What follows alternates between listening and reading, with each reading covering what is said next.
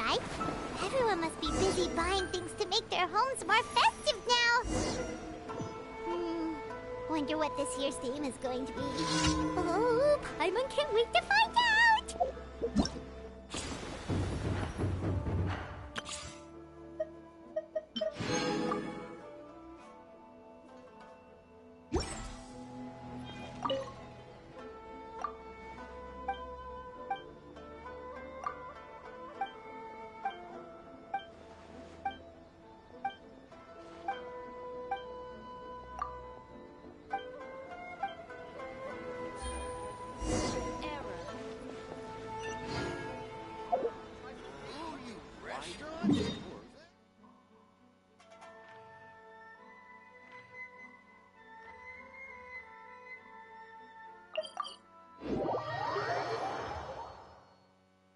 Let's head to Liyue Harbor and ask around!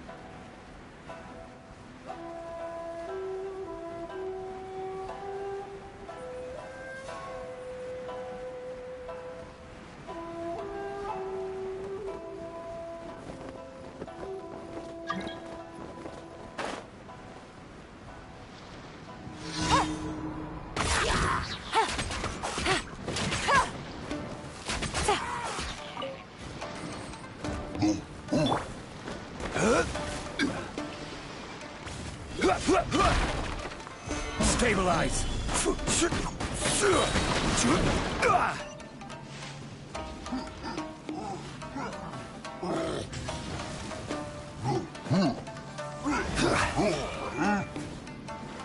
Solidify! Come on now, right here, right now. Stand with me! Gotcha!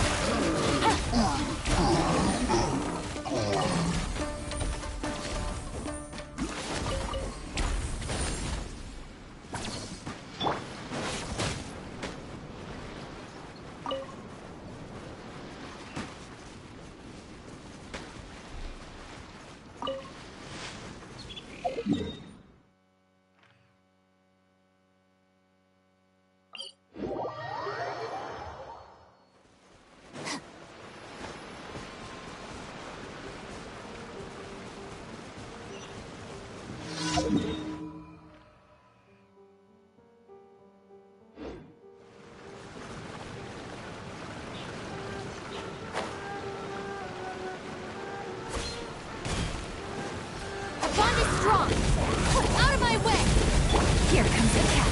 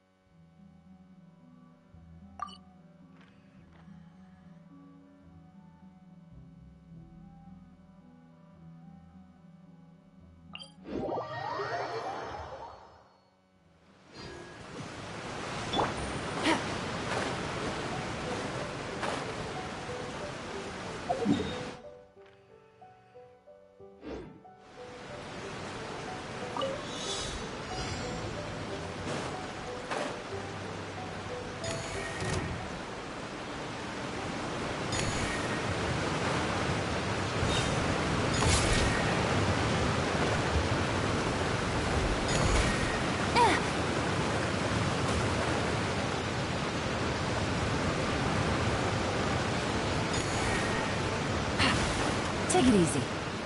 Hup.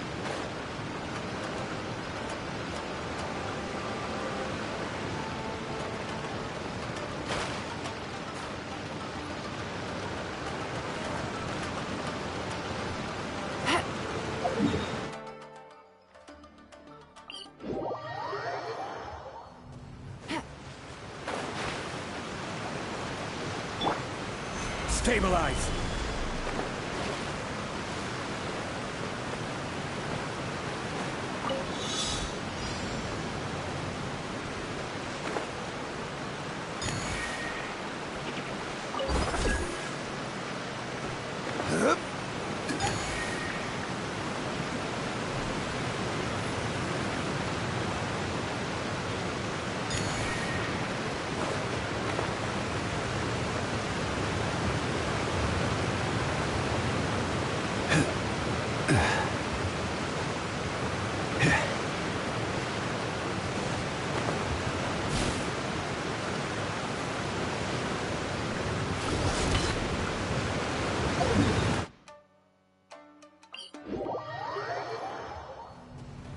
Solidify!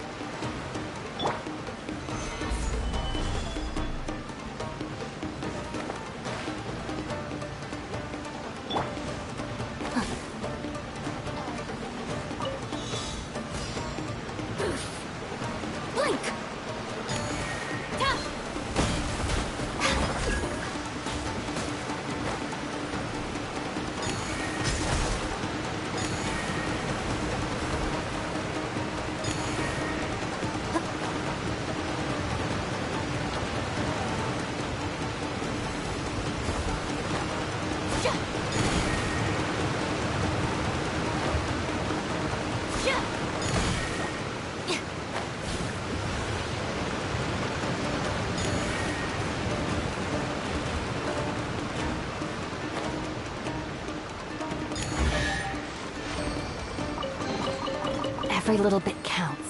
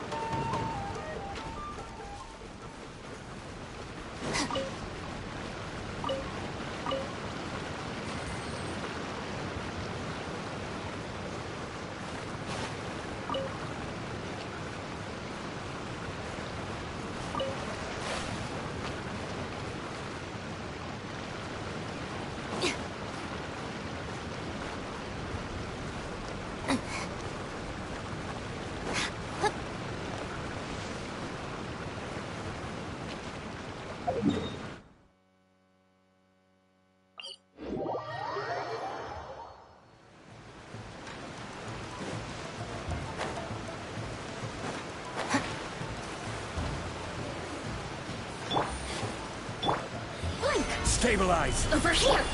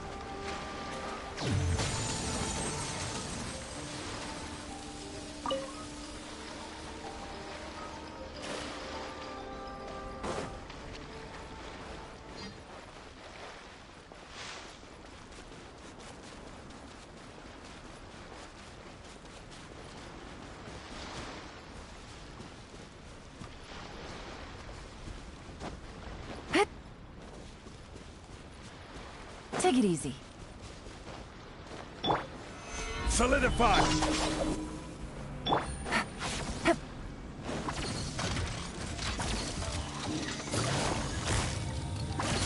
Quietly now. This is order! Dissipate. Gotcha.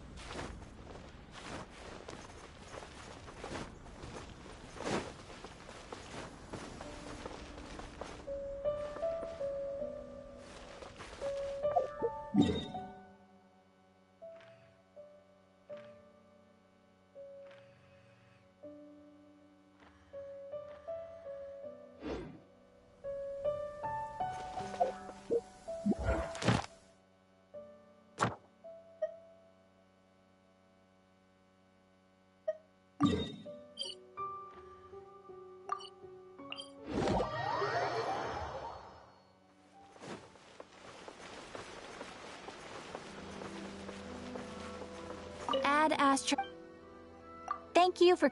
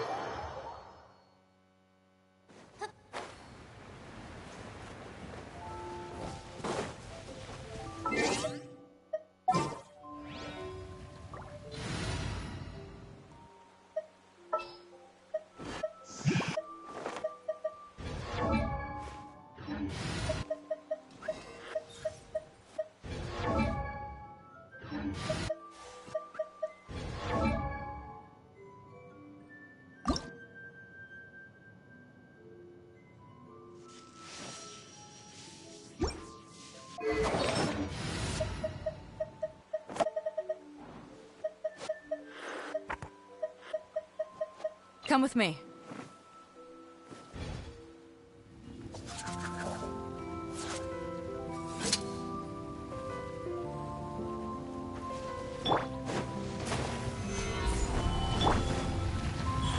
right here.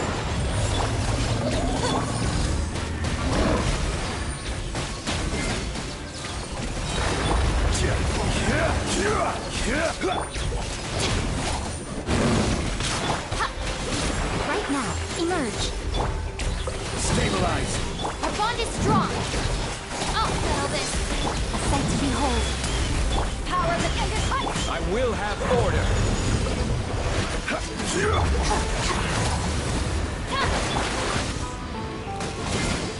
Show them. Stand with me.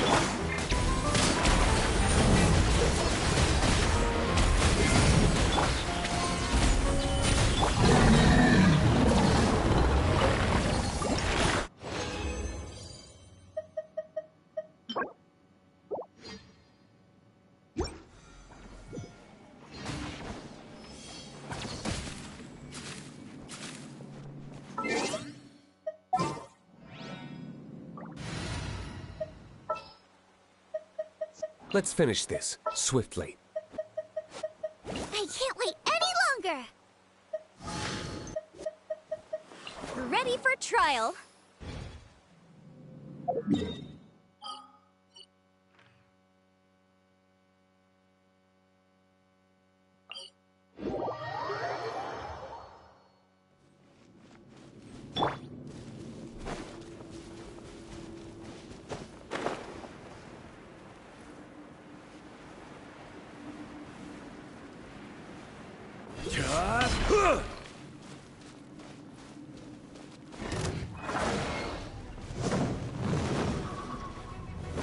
Solidify!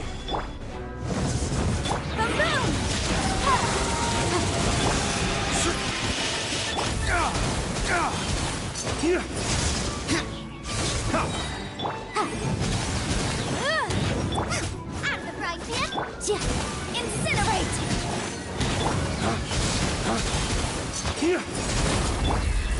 Gather! This is order! You're toast! Boba, get them! Flames, purge!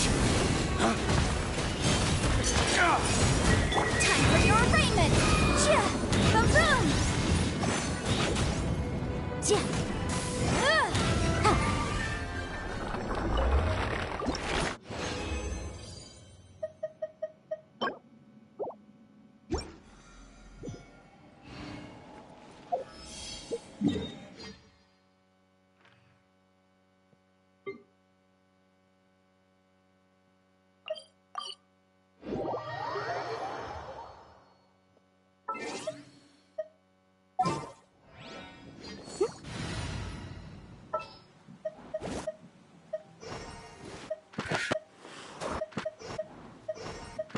We'll need a strategy. Who's our target this time? I knew you'd miss me.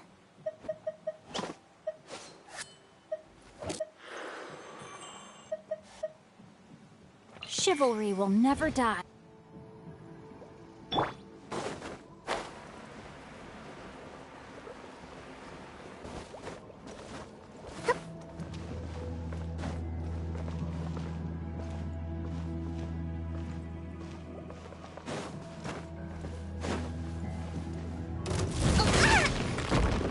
Rest and rebuild! Rain outlines your fate. Busted. Strike a pose!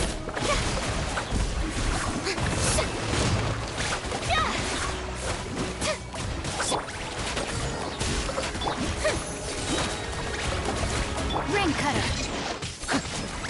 Hold the line! Things are about to get deadly. Let my name echo in song!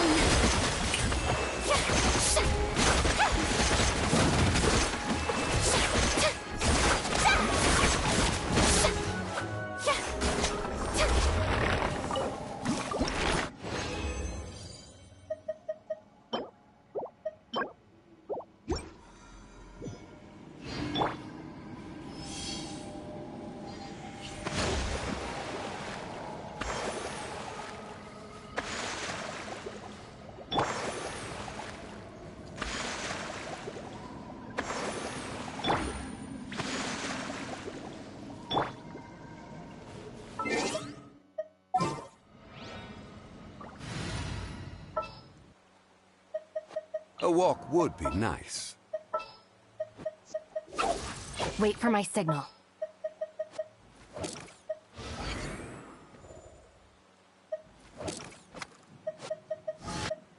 Whatever would you do without me?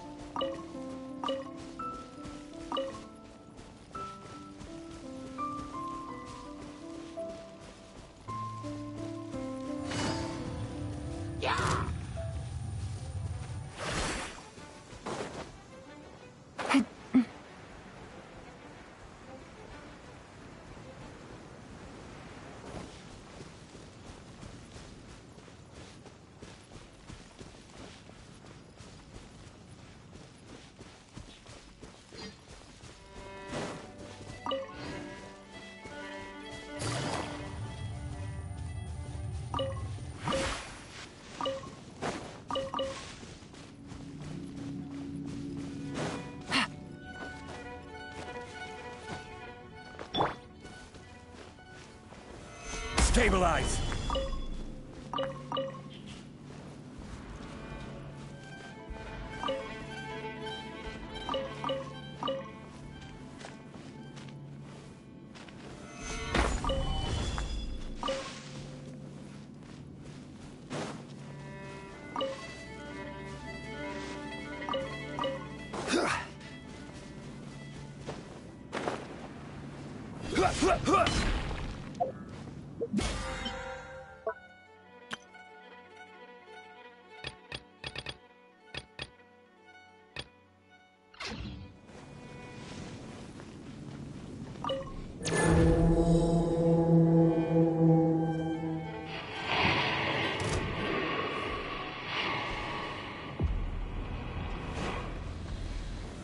Solidify! Right here. Our bond is strong. Gotcha.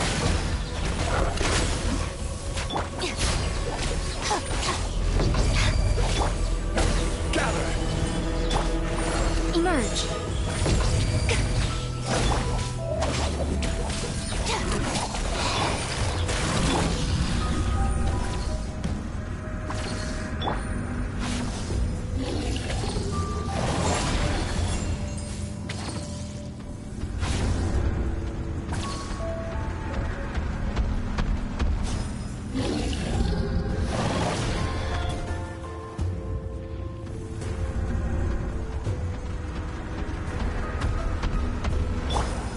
Solidify!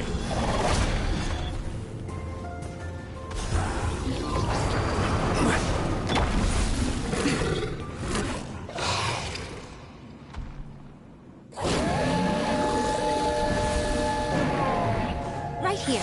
Right now. Right here. I will have order! Gather! Here comes the catch. Out of my way!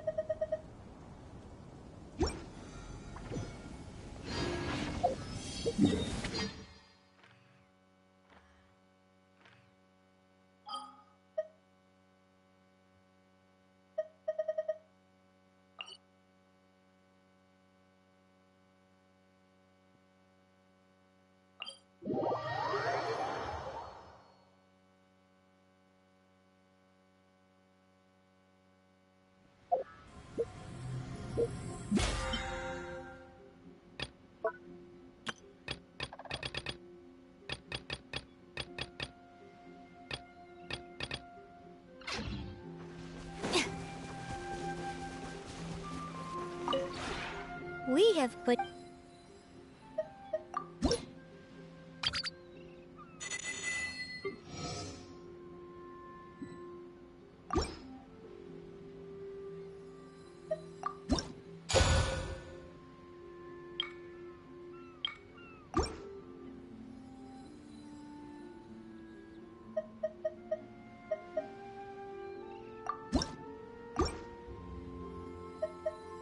If you ever have...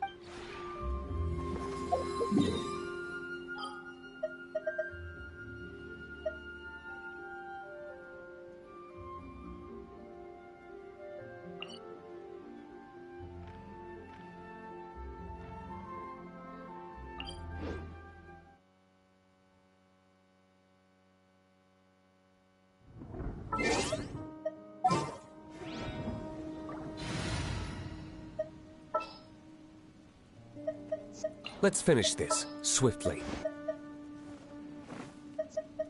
I can't wait any longer! I charge a higher rate.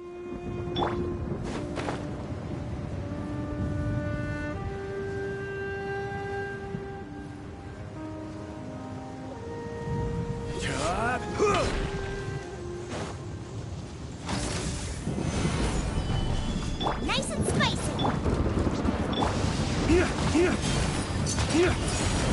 Motion to compel.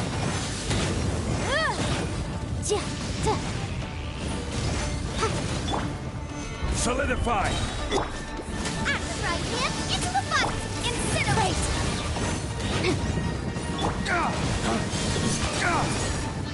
Order guide you.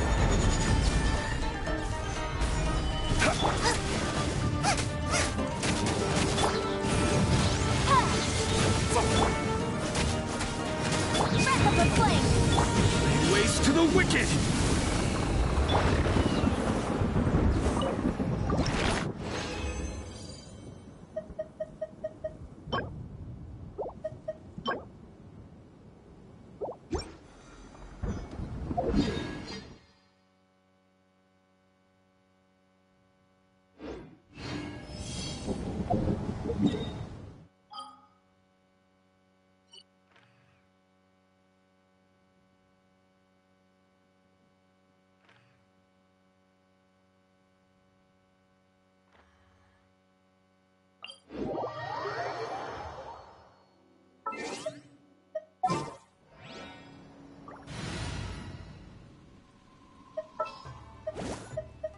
Let's go get ourselves some answers.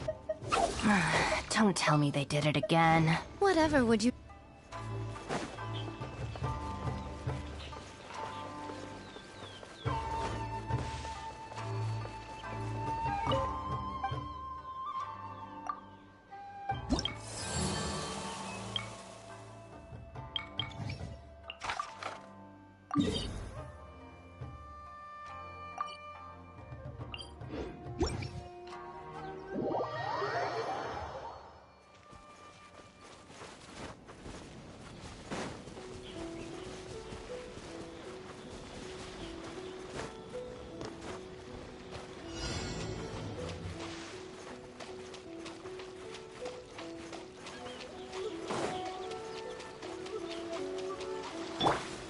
Stabilize!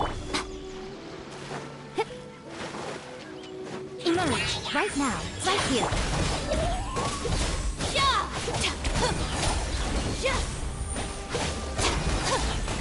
I'm always watching.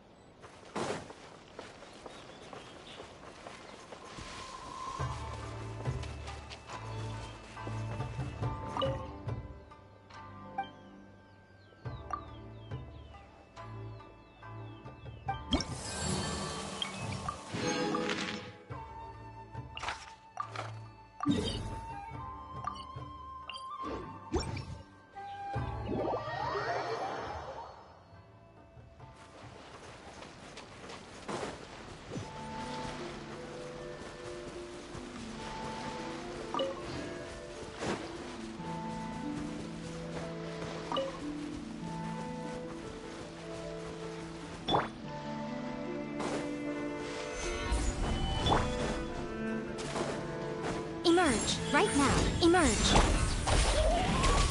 Quietly now.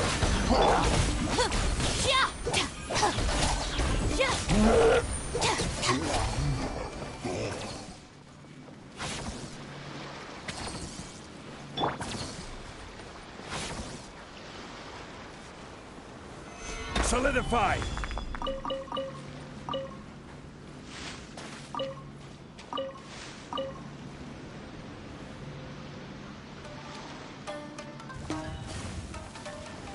Gather!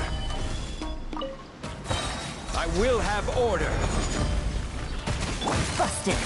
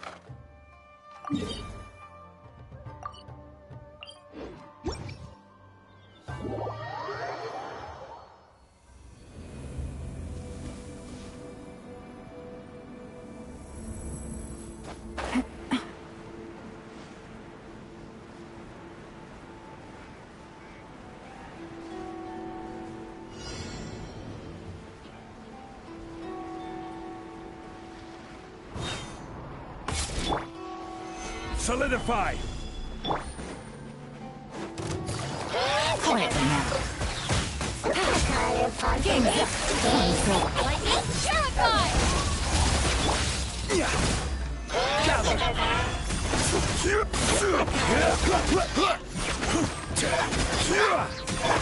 Busted.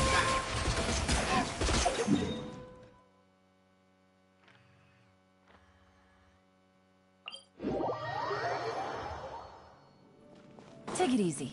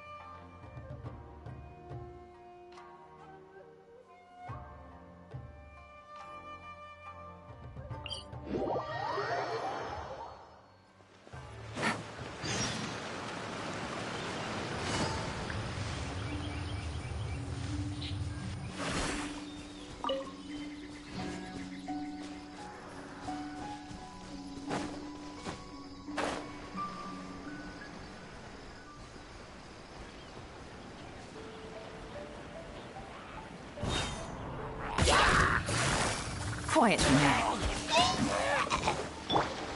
Stabilize! This is order!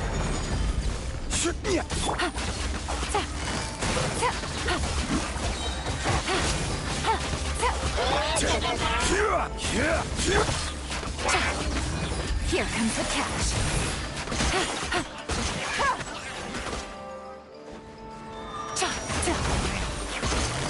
Gotcha. Out of my way!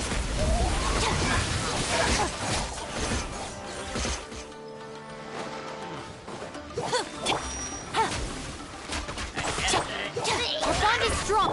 Quietly now.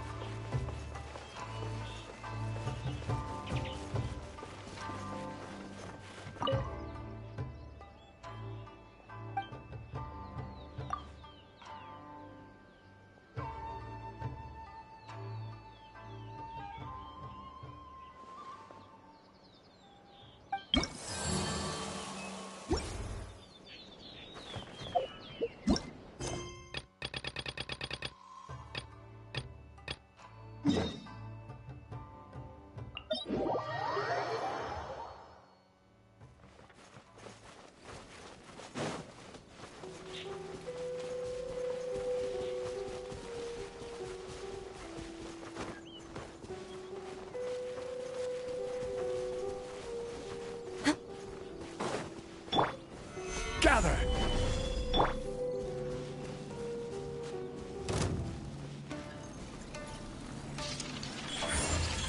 Right here.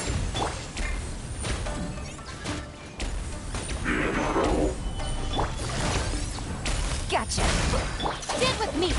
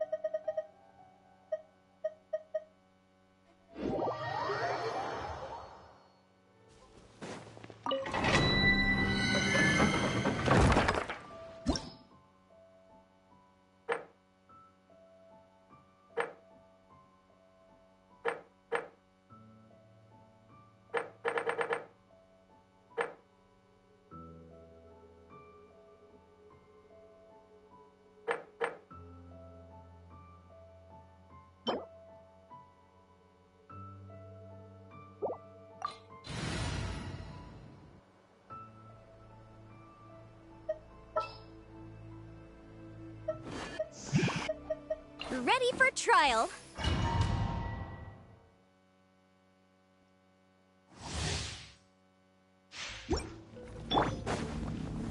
Stabilize! Right now. Emerge. Boom, boom! Ja, ja. Ja, ha. Ja. Gather! Come on out. Right here. Incinerate! Ja. Ja.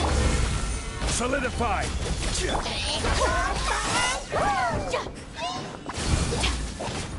Motion to compel!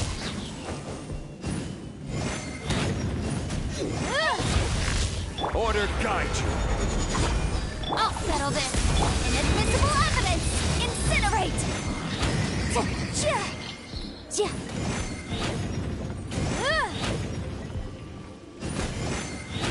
Rise! Our bond is strong! Boom, boom!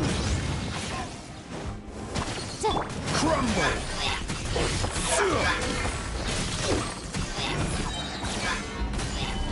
This is order! Stand with me!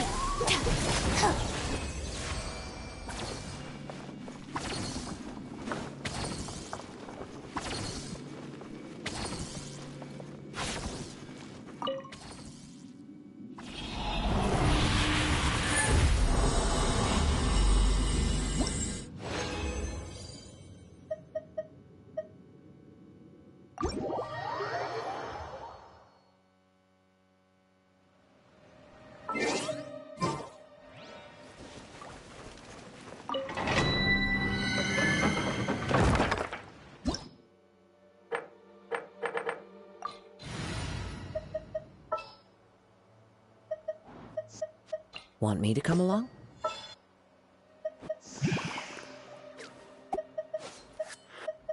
I won't hold you back. Much.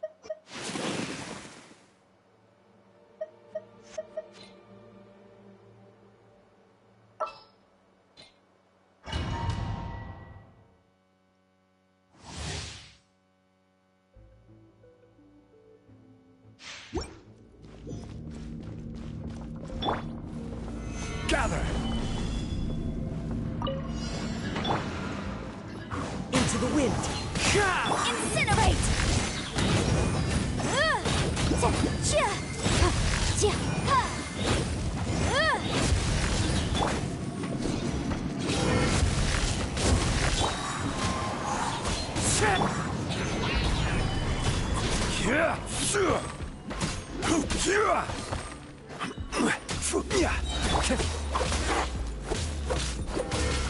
Motion to compel!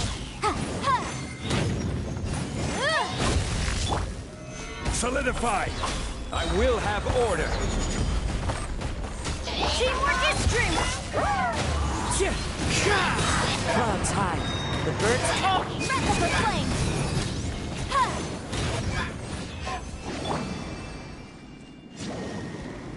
Off we go!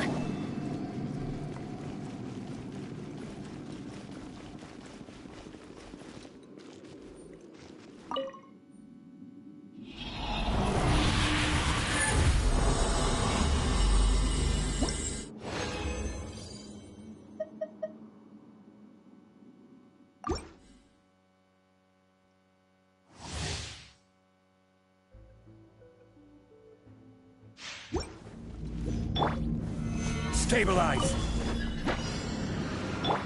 Get out of here! Take cover! One with nature. Boom!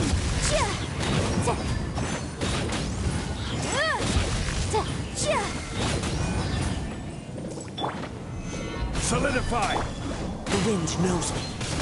Incinerate!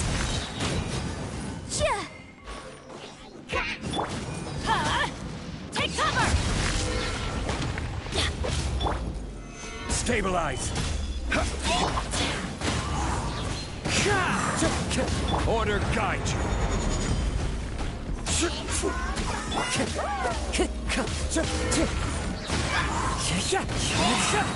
Going in! As one with wind and cloud. Invisible evidence! Into the wind.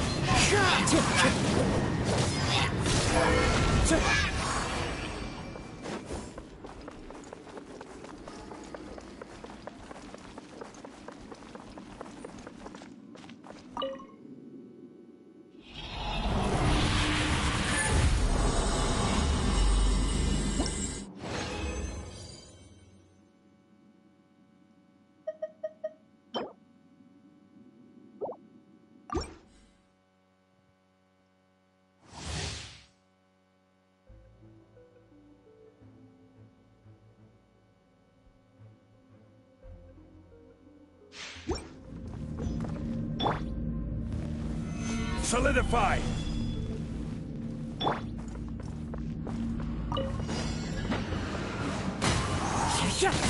Boom!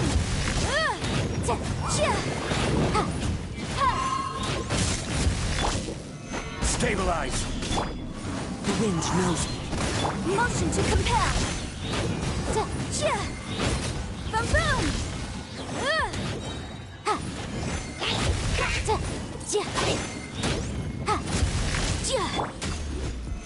Solidify! This is order! Teamwork is strength! Clouds high. The birds call. One with nature. Time for your abatement! Incinerate!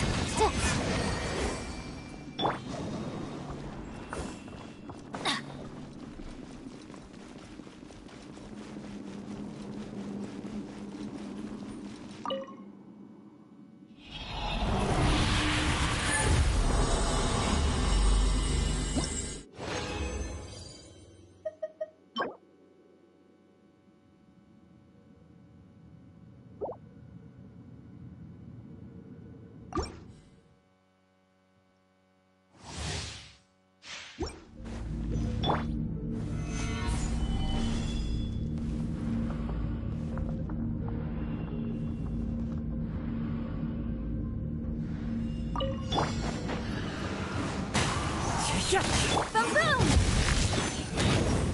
Chia! Chia! Ha! Ha! Into the wind. Ha! Motion to compel! Gather! Time to go. I will have order! Breath of the flame! Everybody stand! As one with wind and cloud. The wind knows me. Incinerate! Boom boom! Chia!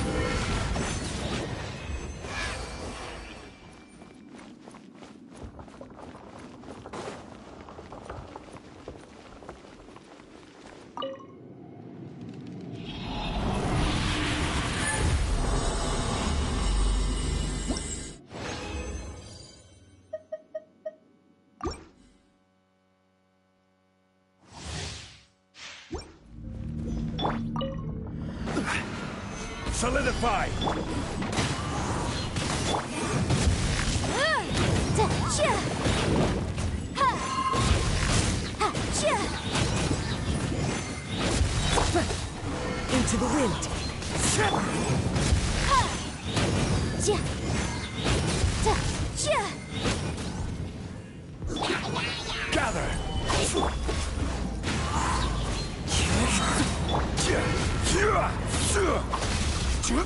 This is order! I'm going in!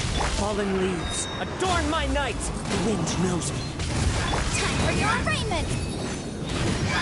Chia! Incinerate! Ta!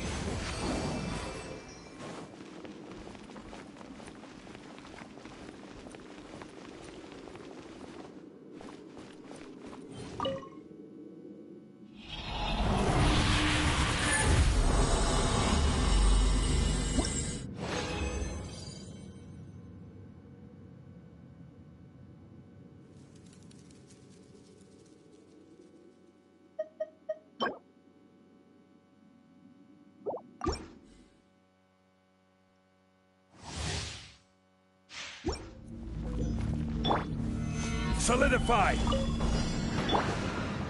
One with nature. Boom boom! Chia! Ha! Into the wind. Incinerate! Chia!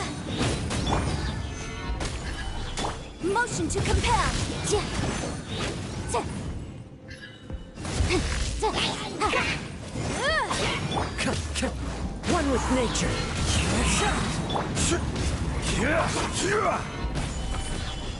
Order guide you! Everybody stand! As one with wind and cloud. Into the wind. Breath of the flame! Boom! Chia! Ta! Ha!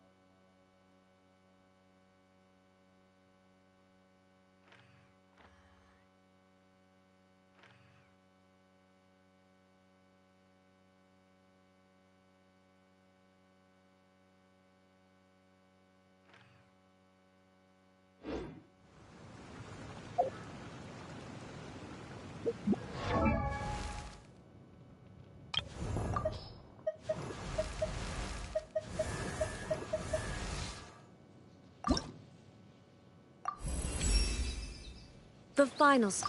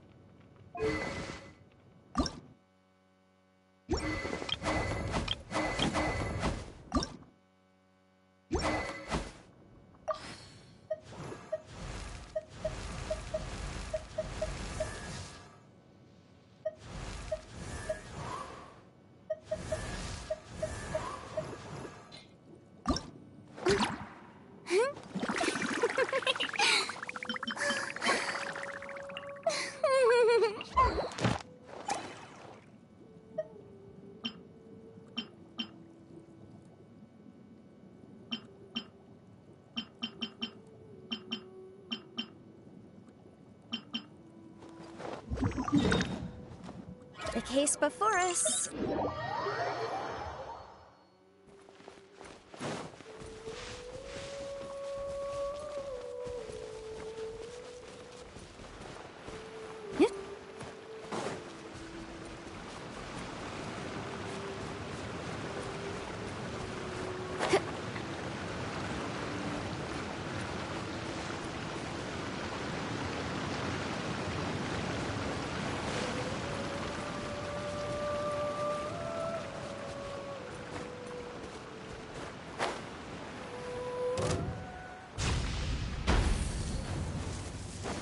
Motion to compel. This is order. Stabilize.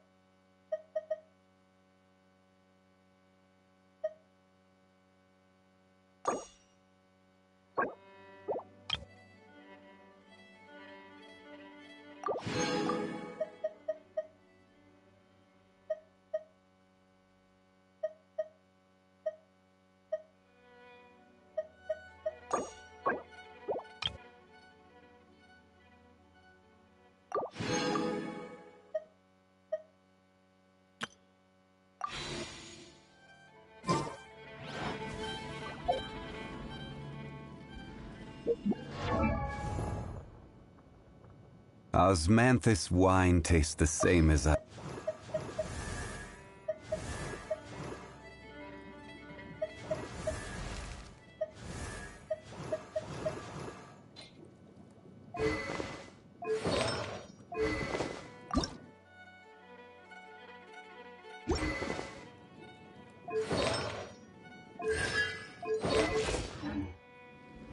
Where do you want to go next? If you'd like to see Liyue's tourist spots.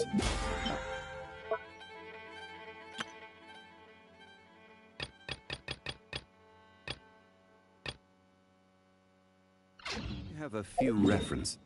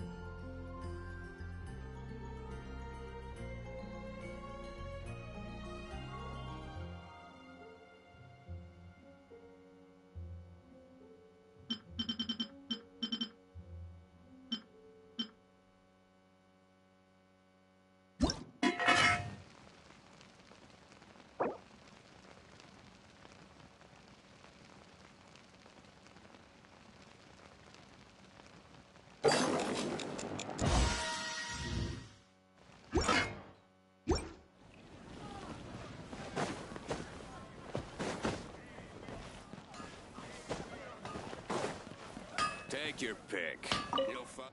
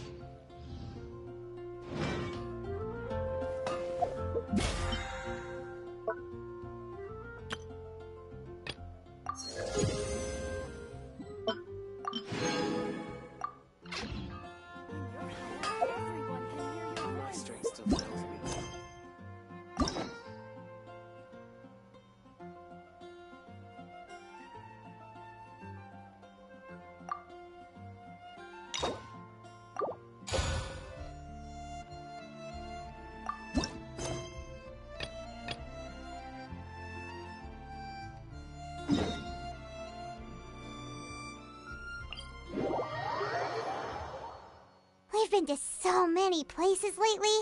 What do you say we take a day off from adventuring and just find somewhere nice to relax? Let Paimon think. Where are some nice places we could go? Oh, why don't we pay Cloud Retainer a visit at Mount Outsong? It's been a while since we last saw that illuminated bird. She's always the one popping up out of nowhere and scaring us half to death. So let's surprise her this time.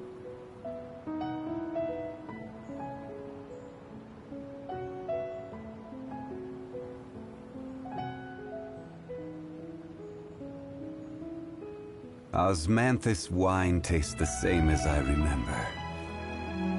But where are those who share the memory?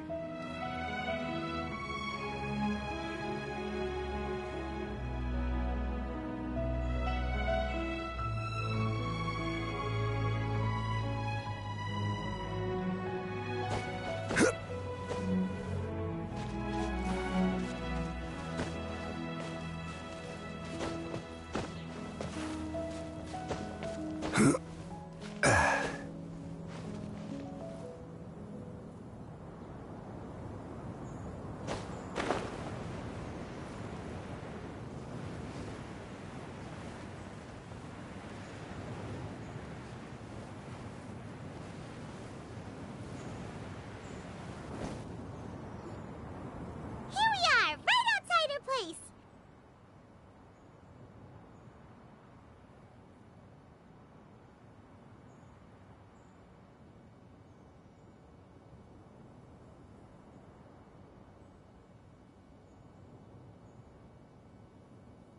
Do you still remember the first time we came here? We even brought offerings and everything. And when we told her that Rex Lapis had been assassinated, she immediately threatened to squash Liyue Harbor. Paimon thought she'd be impossible to get along with. But now that we've spent some more time together, she's really not like that at all.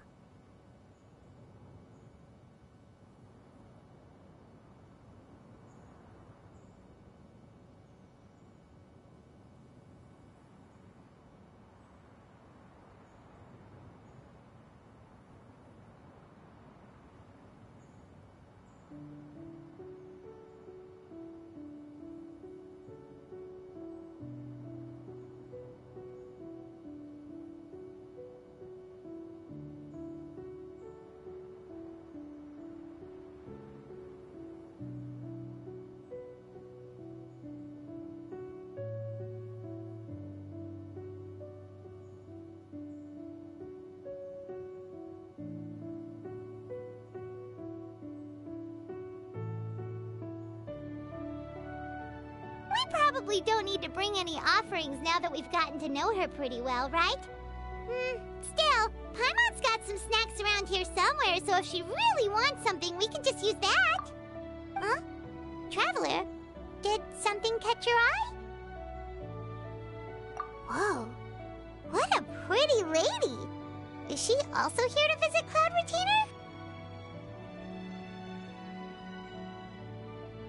Yeah, you're right. All it takes is one look and you can tell she's someone special.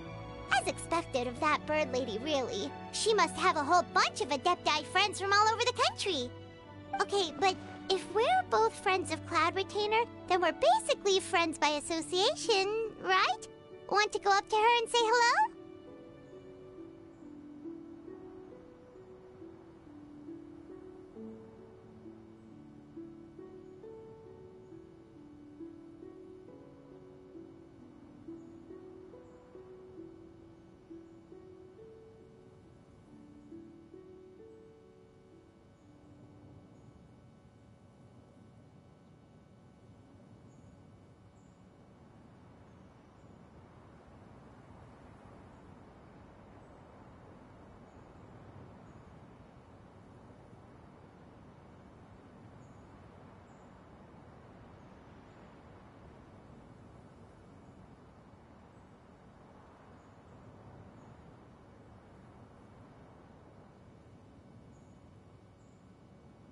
Helping you make more connections is a part of Paimon's job as your reliable guide. Paimon's got this. Hello?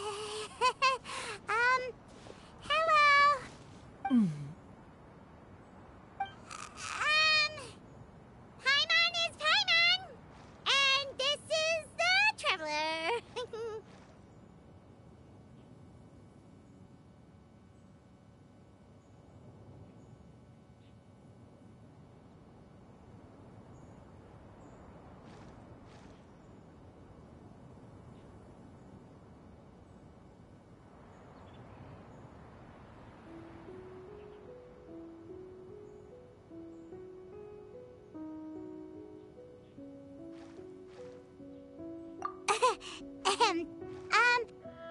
Paimon doesn't think we've met, but we're also friends of Cloud Retainer. May we have the pleasure of learning your name, Madam Adeptus? You two...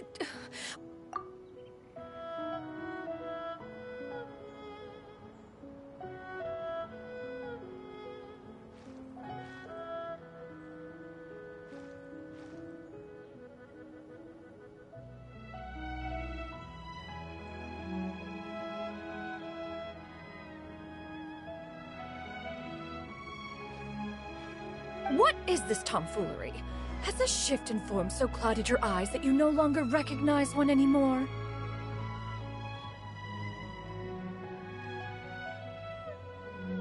Wait, you're... Huh? You're the illuminated bird? But you look... human! How did that happen? Oh, donning human form is scarcely any test of one's abilities. As for your confusion, one merely had no reason to indulge such inclinations before. So, you're indulging now because?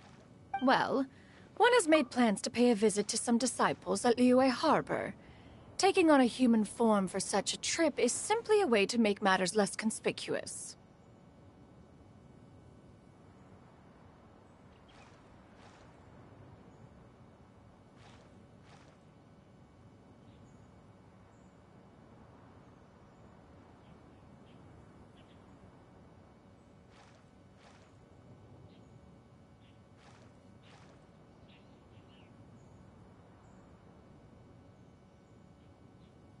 You? Worrying about keeping a low profile? You're the one who likes to pop up out of nowhere all over the place. In fact, Paimon can think of several examples. Like last year, when you suddenly appeared on the top of a roof without any warning. Or...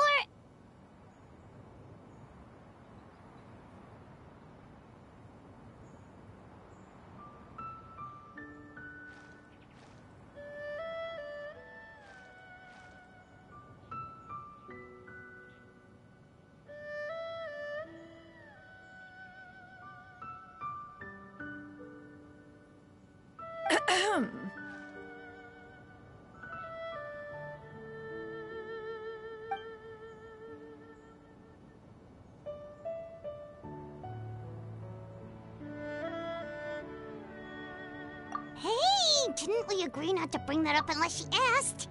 Oh? So you have taken care to follow the proper rules of etiquette after all. Most commendable.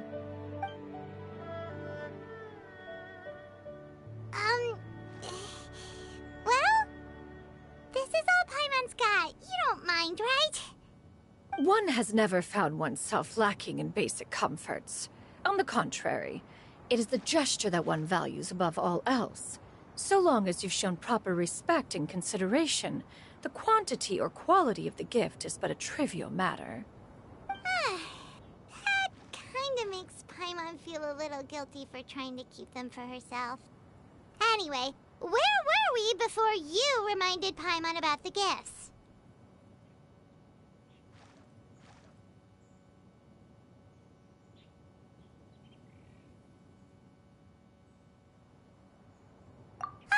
Right. So by disciples, you must mean Ganyu and Shenhe. It's also been a while since we last saw them. Maybe we can come too. One planned to extend the invitation even if you had not raised the matter yourself. Shenhe and Ganyu should be quite pleased to see you again. However, one would first inquire as to the reason behind your visit here. You have cause to seek one's company? Yeah, we just found ourselves missing you and wanted to see how you were doing. We were hoping you'd tell us one of your stories. Who knew we'd run into your human form while we were at it? Is that so? If there are no urgent matters at hand, then let us make haste for Liyue Harbor. Ganyu is likely still working at Yuehai Pavilion, so that shall be our first stop. Sounds great! Then let's all go to Liyue Harbor!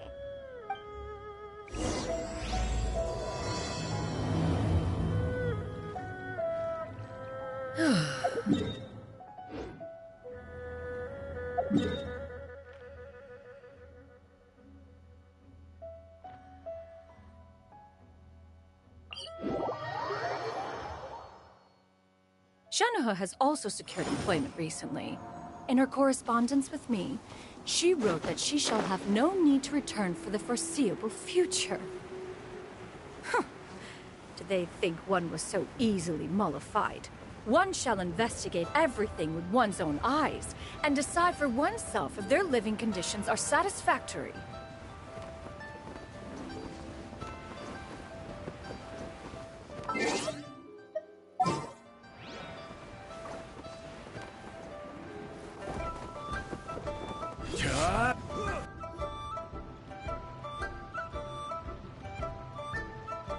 We're almost at Weihai Pavilion. Hey, do you think Ganyu will be shocked to see Cloud Retainer like this? Guess we have no idea if Shenhe and Ganyu have ever seen her in this form before. Wait, where did she go? Why are you just standing there, Cloud Retainer? Quietly now. One shall stay here. You two can go and meet with her. But why? Isn't it better if we all go together? If one were to proudly proclaim one's presence, Ganyu would surely profess herself otherwise unoccupied and drop everything to attend to one's visit. One fears that would only result in her staying up all night to make up for lost time. One does not wish to trouble her. Conversing vicariously via you two shall suffice. Do remember to inquire as to her recent well-being. Again, do not mention one's presence here. Fair enough. Makes sense. All right, then. We'll just pass on your regards and... Cloud Retainer? Oh, Oh, busted. Is that lady someone you know, Miss Ganyu? She is indeed.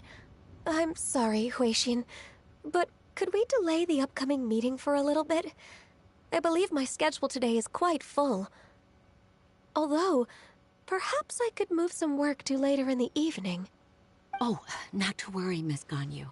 I'll make the necessary arrangements right away. Thank you, Huixin.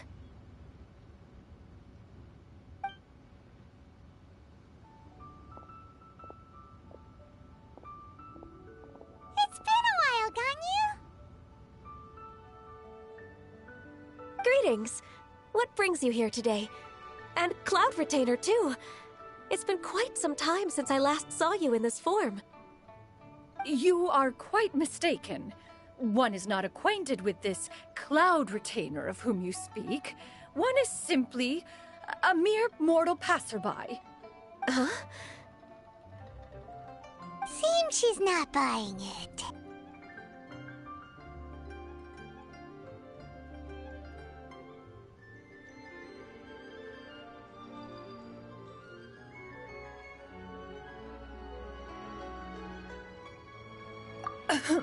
That was but a simple test. One did not expect you to be able to recognize one so easily, especially after so many years of only seeing one's other form.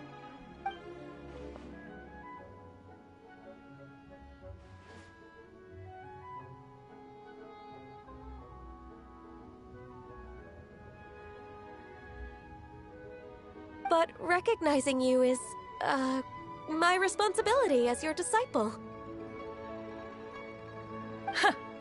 An apt observation. One was simply passing by while attending to some important business. One thought it would only be fitting to pay you a visit while in the area. Wait, Paimon wasn't aware of any important... Cloud Retainer's right!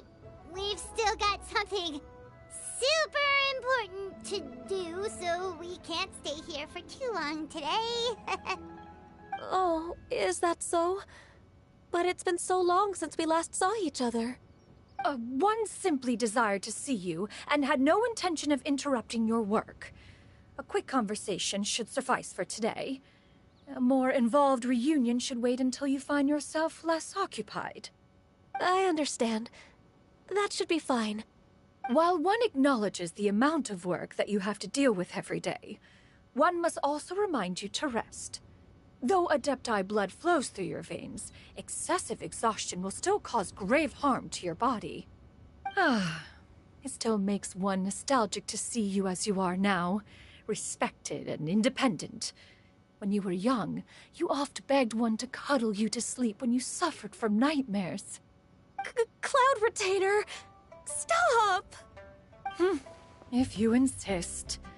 We are running short on time regardless, so one will refrain from going into each and every story. Why don't you continue your conversation? One shall simply stand by and listen. Wow, you've been to so many new places since the last time we spoke. If you ever need anything, please just come find me at Uehai Pavilion. Also, forgive me for my presumptuousness, Cloud Retainer, but if you plan to continue appearing in this form, don't you think it'd be helpful to adopt a human name? A human name? Huh. You raise a valid point. Considering the sheer extent of one's renown, Cloud Retainer is surely too recognizable as a name. You really think so? Not that you're not famous or anything, but that famous? You presume to know the extent of one's illustrious achievements. One would hardly think such a thing to be possible. Nevertheless, Ganyu's advice cannot be ignored. From this point on, when in public occasions, be sure to refer to one as Shenyun. Canyon? I assume that's a reference to the full record of Pristine Pavilion. An adeptus of years past would rise with the clouds and rest with the moon.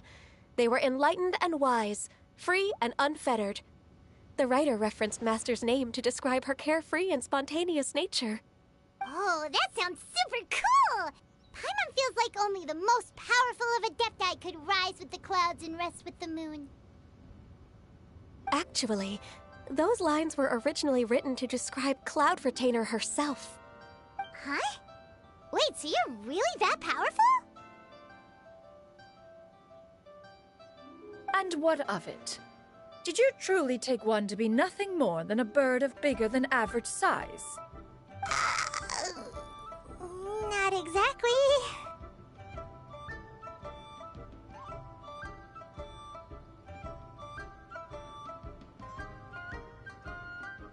To be fair, Cloud Retainer rarely speaks of her past accomplishments. The tales of her past can only be found in ancient texts. It is said that once, a long, long time ago, there was a severe drought in Liyue. Left with no choice, many people left their homes, while others spent day and night praying to the Adepti. Although I did not live through such tragedy, simply reading about it is enough to gain a visceral understanding of all the pain and desperation during that time. On top of the drought, a noxious gas also began to spread through the land. If not for Cloud Retainer's efforts, much of Liyue would be nothing more than a barren wasteland today. The books had this to say about what happened. Upon arrival, the Adeptus borrowed the wind to retain the clouds. Immediately, the clouds gathered together, and abundant rain burst forth from the heavens. Drought and plague were both driven away, and the people were saved. Wow, that's incredible! Mortal records add embellishments to dramatize past events. One did merely what one ought, and even if one had not interceded, the other Adepti would surely have stepped in to help. Even so, you stopped an entire drought! Can you really control the weather like the book said? Oh, Paimon suddenly has a lot more respect for you. So it was Paimon's bad for calling you Illuminated Bird before. You're not too mad, are you? How laughable. A name is but a simple label we carry with us on our journey through the world. Why would one be offended by such a trivial matter? That's a relief. In that case, Paimon will continue to call you whatever feels right in the moment. Well, that is quite enough ancient history for now. Ganyu, have you had word from Shenhe? One has heard that she procured a job recently. Have you any thoughts on her workplace? And what, pray tell, of her monthly remuneration? Moreover, does she find herself overly inundated with work? Is she allowed time off during Lantern Rite? That is a lot of questions. There is no cause for concern, Cloud Retainer. I introduced Shenhe to her employer personally. Wanmin Restaurant's business has been booming recently. So, with Chef Mao being swamped with customers, and Xiangling still off and out in search of new recipes, I introduced Shenhe to staff the restaurant. I see. Most excellent indeed. One has had the pleasure of being introduced to that family. Xiangling is kind and astute, while her father is loyal and reliable. One has no cause to believe that they will make Shenhe's work difficult. Now, it is almost time to partake in the victuals of noon. One shall visit Wanmin Restaurant in person and see how Shenhe is doing. Huh? But didn't you just say that you had something important to do? Can that wait until after we've eaten? You may return to your work, Ganyu. One shall see to this matter on one's own. There will be many an occasion to dine together in the future. One is certain the opportunity shall present itself most readily. Of course, Cloud Retainer. Please take care.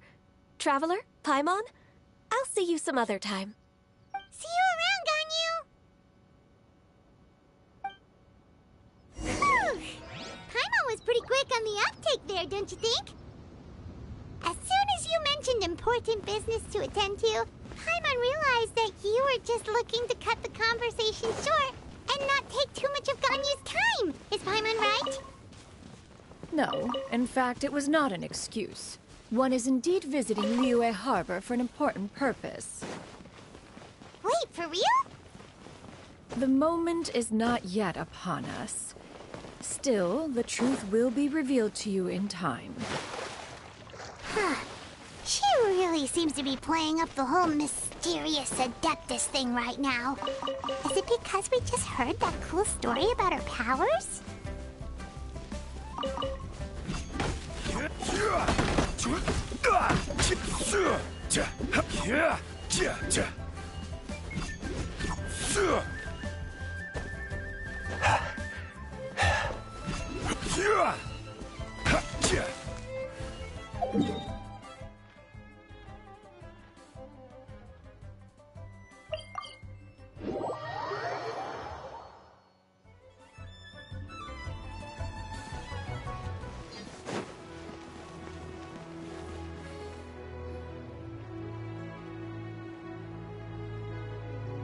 You get what I'm saying, right? Yeah, how can I not? Not even fine food is enough to distract from the presence of a fine lady, eh? Oh, I'm far more interested in getting her details than ordering any dishes. Hey, how about you ask her?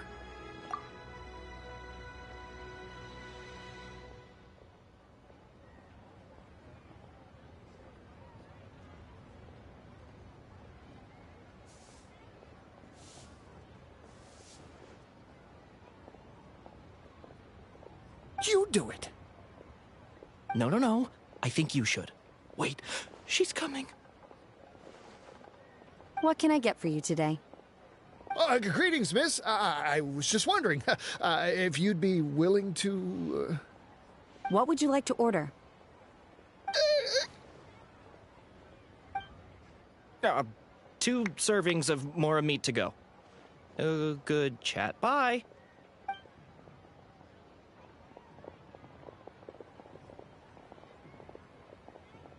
Shenhe! Welcome. It's been a while. May I take your order? Don't welcome us as guests and greet us as old friends in the same line. It's weird. Mm-hmm. Oh, and this is? This is Miss Xinyun. Master? Huh? One does not recall ever revealing this form to you before.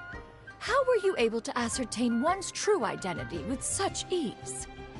I've trained and lived with Master for more than 10 years. I would recognize you no matter what form you take. You... Is something the matter, Master? Hardly. One simply learned of your employment from your letter and came to check on your well-being. And check out the great food, too! Indeed. It's almost lunchtime. My apologies. I'm still on the clock and can't talk for very long. Well, if it isn't the Traveler in Paimon. Are you here for Shenhe? The lunch rush isn't in yet, Shenhe. So, I've got things covered for now. Go ahead, sit down and enjoy some time with your friends. I'll let you know if things pick up. Thank you, Chef Mao.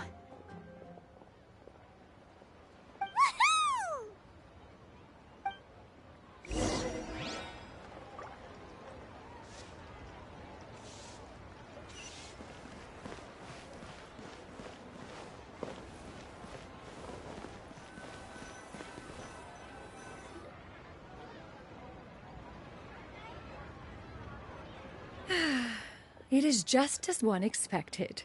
The owner of Wanmin Restaurant is indeed a most reasonable and accommodating human. Still, the work here entails dealing with quite a varied group of people. Has this been difficult for you, Shenhe? It's been manageable so far. I sometimes run into strange people, but I have figured out a way to deal with them. Seems like you've been making progress. So by dealing with them, you mean... First, I try to talk sense into them. If that doesn't work, I threaten them with violence. At this point, they usually decide they are in favor of a civil conversation. Oh, how should Paimon put this? Oh, a sensible plan. One is gladdened to see you integrate so well into human society. And you, Master? How have you been? Simply marvelous. Though Mount Outsong has scarcely enjoyed your presence recently, one has hardly found the pleasure of one's own company to be lacking. I see. Oh, just as expected of Master.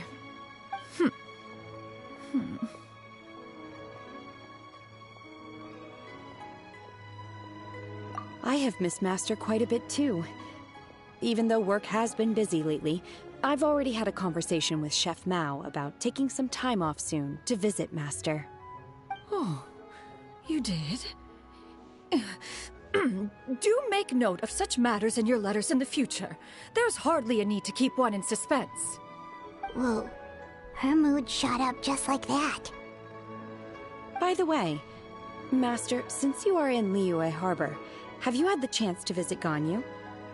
Indeed. She is similarly preoccupied with her work. There was time only to exchange a few simple pleasantries. Ganyu told us the story of Cloud Retainer's name.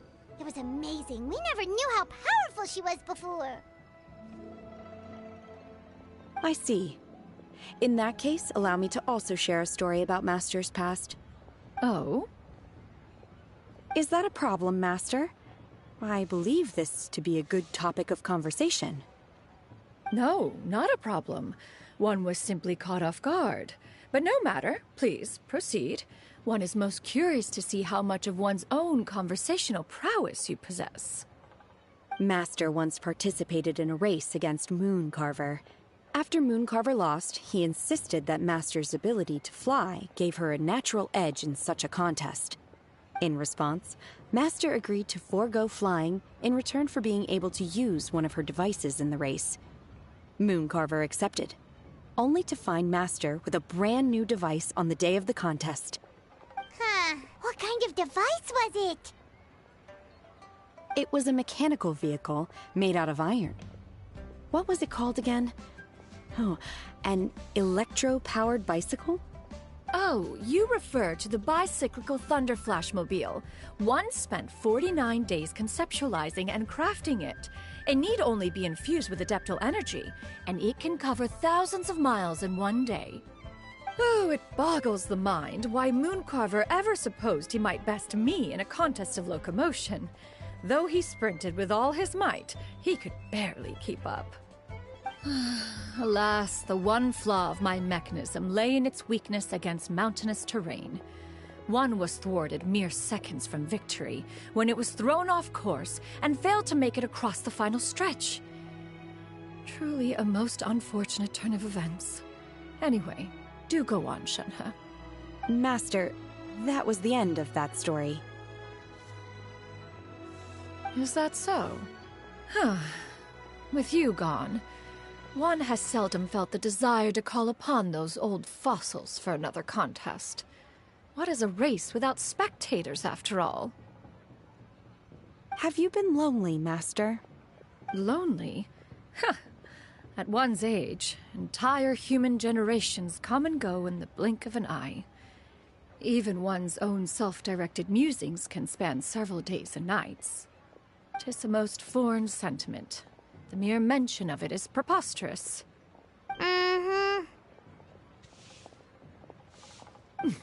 What is the reason for that look upon your face? It's nothing. It's just... Well, Paimon gained a lot of respect for you after listening to that story of you summoning the rain and everything. But all it took was a few words out of your mouth and it's like you're back to being that illuminated bird again. Paimon's just a little bit confused. Which one of the two is the real Cloud Retainer? To me, they are both, Master. One is the master that's widely revered by the people, while the other is the master that I respect and adore. Huh. One finds oneself exalted yet again with sweet words of praise and flattery of a most extravagant nature. You chose to exalt one with your words, yet you refuse to grace Mount Outsong with your presence for any extended period of time. One would almost question the sincerity of your estimations. This is not to say that your words paint an inaccurate picture. One has always lived by a single ideal. Eschew all action and abide by no rule. One does as one pleases and speaks as one pleases. Others may critique or praise as they see fit, yet one places little weight in such judgments. She got like, what, 2 sentences of flattery from her disciple, and it's as if her ego is about to burst. Do you have any empty tables?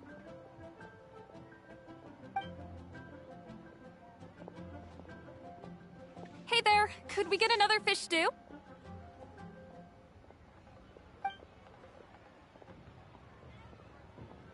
I'm hearing more guests come in. I should get back to work. Alright, good luck with the lunchtime rush, Shenhe. Mm-hmm. I'll try my best.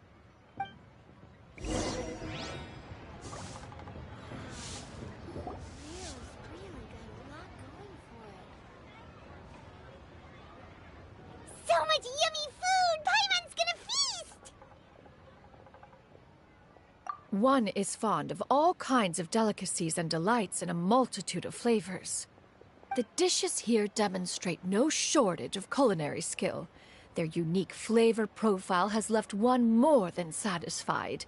In fact, one has been struck by quite the fit of inspiration.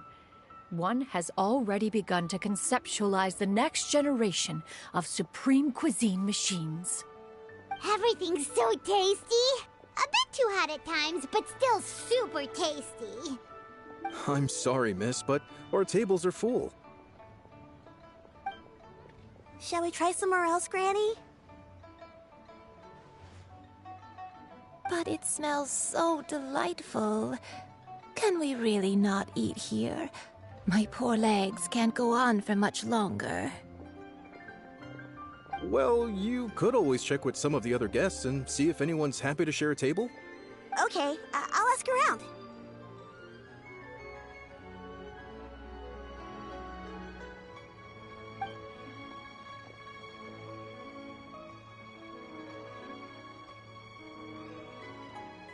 Excuse me. Would you mind letting us share a table with you? There are no empty tables left, so... Ah, well, Paimon doesn't mind. What about you guys?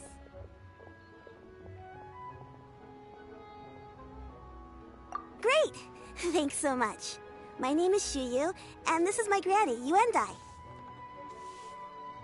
Granny? Yep. Is there something wrong with that?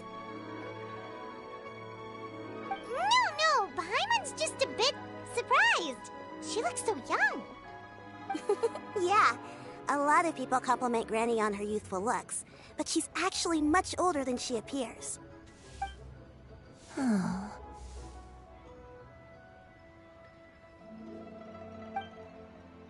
Granny, why don't you take a seat? Come on, it's not polite to stare. Huh. Have we met before? No. 'Tis a fated meeting, then. Please, take a seat. What would you like to eat, Granny? I can order for you. I want braised earthworms. They always pop up out of the ground after a rainstorm. No, not this again. Granny, there's no braised earthworms on the menu. Braised earthworms? Well, that sounds weird. Do people actually eat that?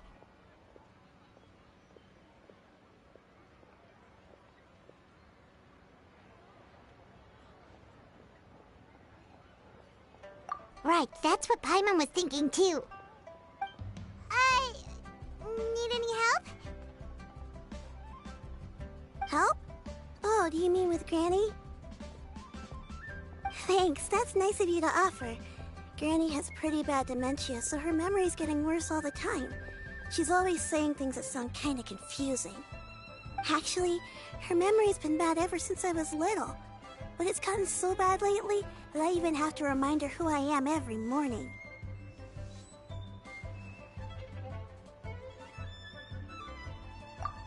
They died young. It's just me and Granny now.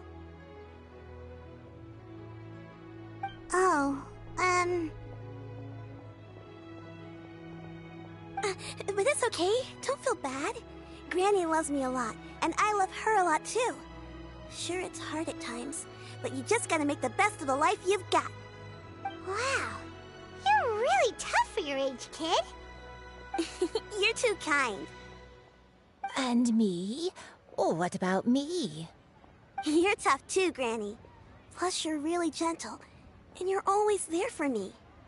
Yes, and it's hardly as if I forget everything. I still remember the important things. Wait, what was that really important thing again? Ah, I remember now. It was a dream. I had a dream where everything was dark. Someone was standing in front of me. She told me to come and find her, and that once I'd found her, I would be free. Huh? That sounds super important. But how come you've never told me about it before? It was just a dream, so I forgot about it. But I'm in a good mood now, and somehow I remembered it again. You know, I believe I've had this dream a great many times. But just how many times have I had it? Now that I do not remember. Wait, so you have a reoccurring dream where someone's talking to you? That sounds spooky. Oh, does that mean you're possessed?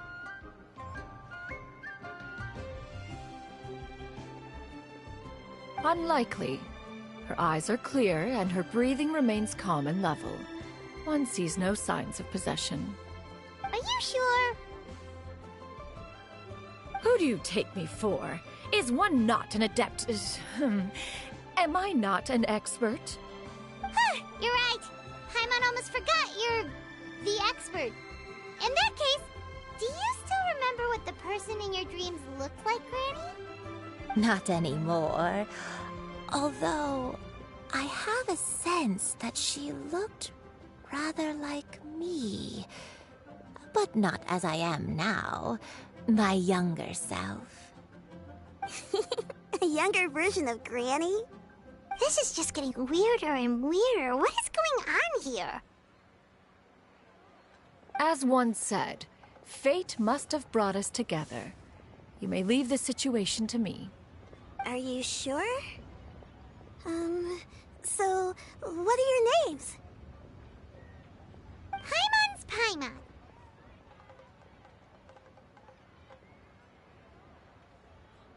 Just Shenyun is fine. Thank you all so much for offering to help.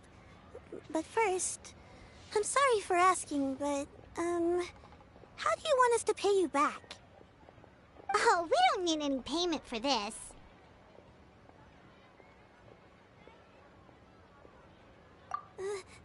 Thank you so much. You're welcome. But Miss Shenyun, what exactly can we do to help out this granny? All we have to go off is that dream. Where do we start? That is elementary. Since her dreams portray her younger self, then we shall retrace the steps of her youth.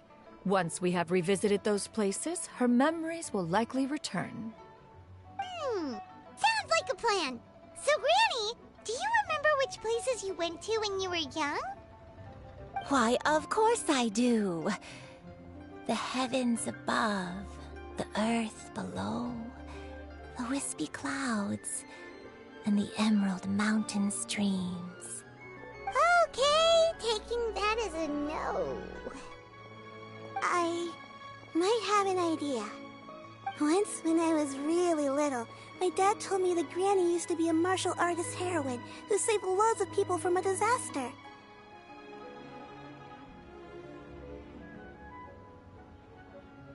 If it's true, then maybe they wrote about it in the history books or something.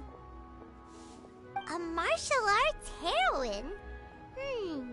Oh, Shinto knows tons about Liyue's chivalric traditions. If anyone knows about the heroes of the past, it's him. Let's go find him at the Feiyun Commerce Guild. Are you leaving already? But I'm still hungry. I'll go order some food, Granny. If there's nothing on the menu you especially want, I'll just get a few different things. It seems we must part ways for now. The Traveler and Paimon are bound for the Feiyun Commerce Guild, while Yuendai and Shuyu shall remain here and partake of their lunch. As for myself, I have matters to discuss with Streetward Rambler.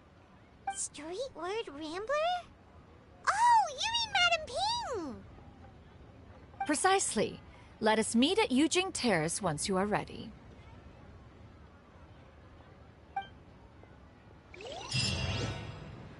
Everyone, please. Always wanted to try this place. Food is unbelievable.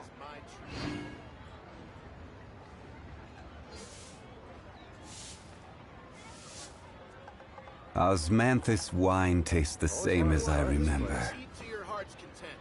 Today is my treat. Leo's really got a lot going for it. Should I save this money?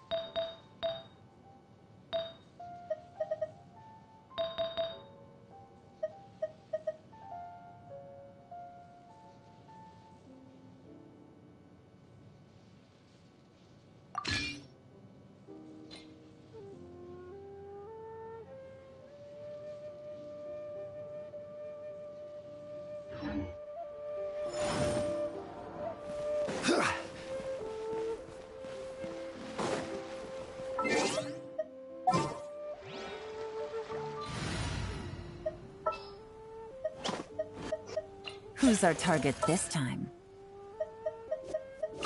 What'd they do this time? Well, since you...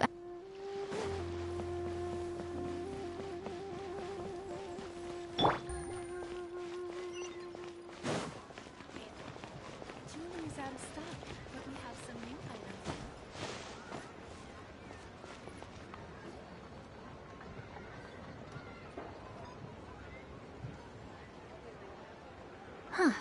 It's you two. What brings you here? Shincho! Great, we found you! We wanted to ask you about something.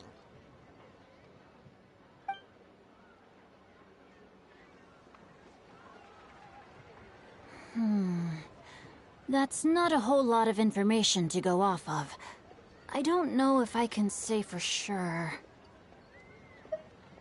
I can't pinpoint her identity from your description alone. But considering her age, I am reminded of a nameless heroine who's been featured in various chivalric novels.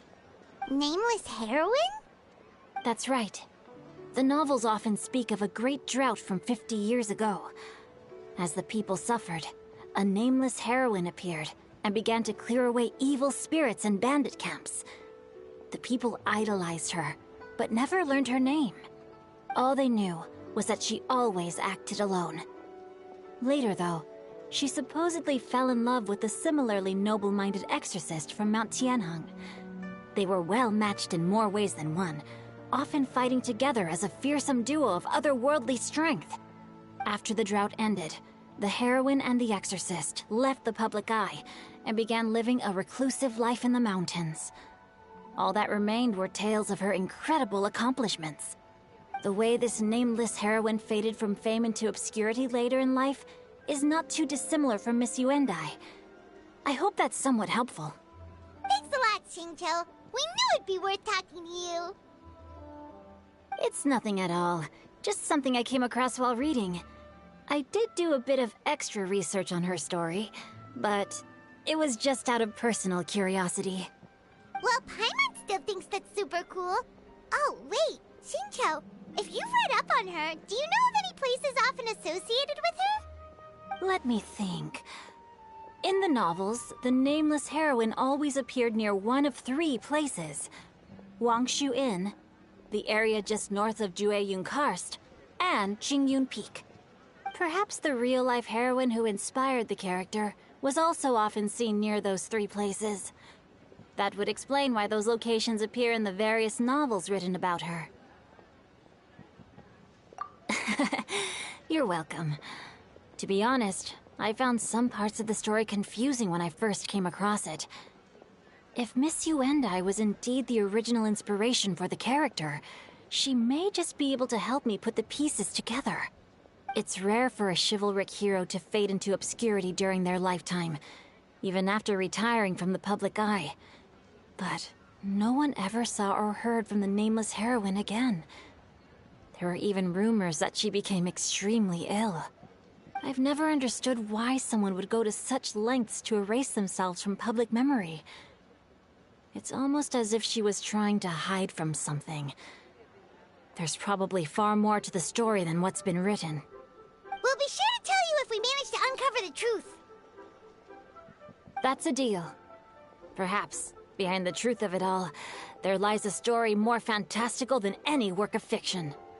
Paimon feels like we just learned so much from Shincho. A drought, a nameless heroine, a life of seclusion. Wait, why does the story sound super familiar? Oh, right! There's a drought in this story, too! Shincho, are droughts super common in Liyue or something? Well, they used to be. But people have long since developed methods to prevent them, like by cultivating the soil or digging canals. So while droughts do happen from time to time, they are rarely regarded as true disasters. The drought 50 years ago is probably one of the worst we've had in the last several centuries. The crops withered, the streams ran dry, and the monsters in the mountains became rabid and agitated. Countless caravans were attacked, and people who lost their homes came together to form bandit groups. What started as a natural disaster soon became a human tragedy as well. That sounds awful. Yeah, and that's exactly why the nameless heroine was so beloved. She must have been someone of true integrity, to do so much for the people while asking nothing in return. Still, as terrible as that drought was, it was nothing compared to the truly calamitous disasters that befell this land in ancient times. They say that back in those days, disasters were both more severe and more common. Only the strongest of Adepti could hope to dispel the ruin and devastation. Do you have any other questions? We're good for now. We're just going to head back and meet up with Miss Xianyun and the others again. Paimon hopes that Granny Yuendai will be able to remember more of her past. She used to be a great hero who saved many people. So sad that she can't recall any of it. Anyway, we'll be off now. See you some other time, Xingqiu. Thank you so much for your help. It's no problem at all. Safe travels.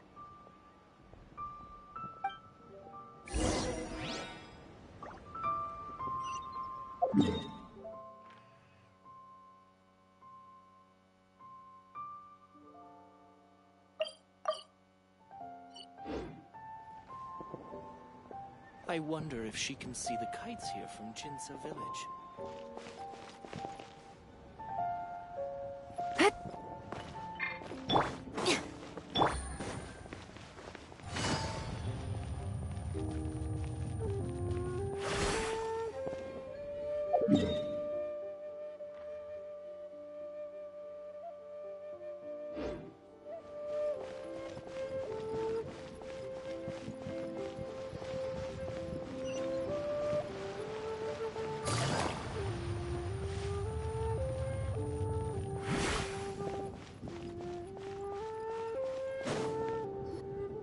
I have recorded the tune that you requested.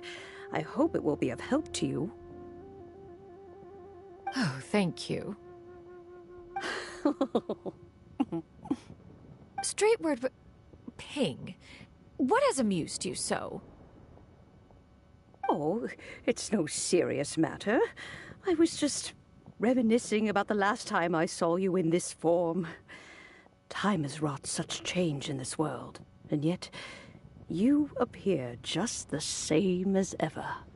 Time has little bearing on one's existence, nor has one keenly felt its effects whilst dwelling at Mount Outsong.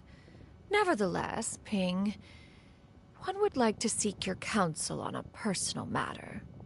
Oh, why so formal all of a sudden? I must say, you're making me a little nervous. What is it? Well, the inquiry is as such. Approximately how much more would one need to afford a comfortable life in the harbor, not unlike the one that you yourself lead? It does not require as much as you may think. Still, do you mean that... Clavitainer, Madam Ping! What are you two talking about? Nothing save for some trivial matters. Have you unearthed any useful details? Xingqiu has a theory, but let's save it for when Chuyu and Miss Yuendai have joined up with us again.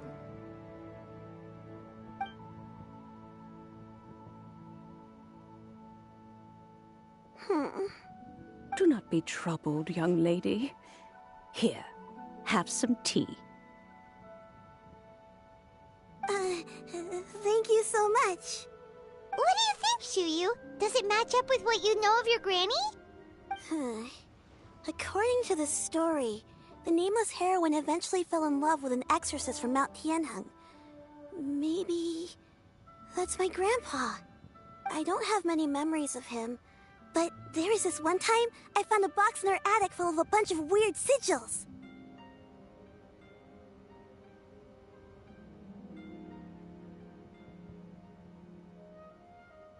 I think so too.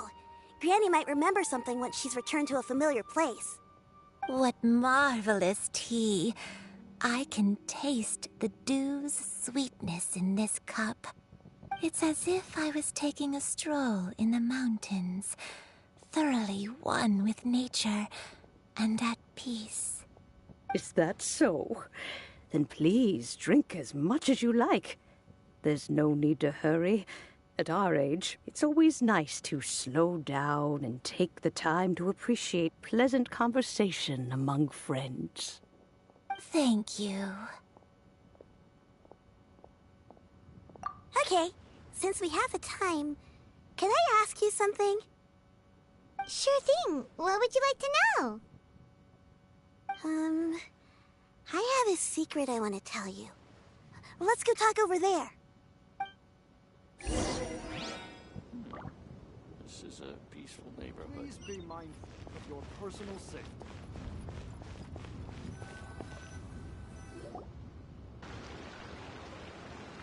What's wrong, Shiryu? Well, I've been kind of meaning to ask ever since we started talking in the restaurant, but are you guys all adepti in disguise? Oh! How about that? Well, you guys just seem super special. Plus, I think I might have heard Miss Shen Yun call herself an adeptus. Oh, must have been a slip of the tongue. Shen Yun, since you were the one who, misspoke, maybe you can explain to Shiryu here what you really meant by that. One is indeed an adeptus. Is that of some concern to you? Huh? I knew it. Well, one time when I was a little kid, I saw a pure white illuminated crane. I had this super high fever, and Granny wasn't around. I was feeling all icky and gross. But then this snowy white crane flew down from the sky. She put me on her back and flew me to her cool Adeptus house and fed me some sort of magic potion. When I woke up, I was already back in my bed and my fever was gone. I really wanted to thank her, but I was too sleepy to stay awake, so I never got the chance. So, I just kind of wanted to ask if maybe any of you have ever met an Adeptus like that? A pure white illuminated crane? The only two we've ever met are blue and white and black and brown. Have you ever met one that's pure white, Cloud Retainer? Never has one met an adeptus with such features. One surmises such a description is but a hyperbolic embellishment that oft results from narrative accounts. That's weird.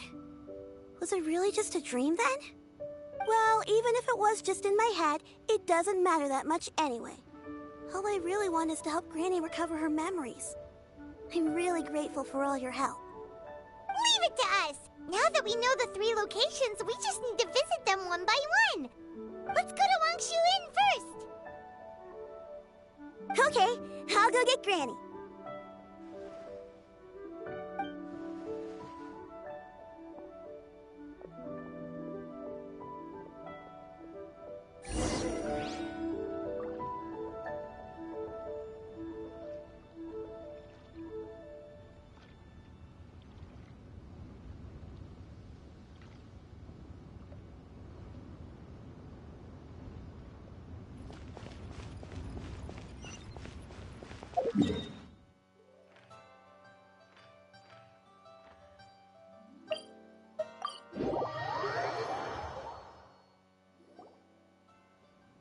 Wangshu Inn.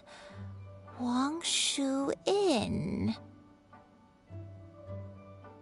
Do you remember this place, Granny? Yes. The fish here is very delicious. And if you look out into the distance, you can always spot a bird that's been left behind by its flock.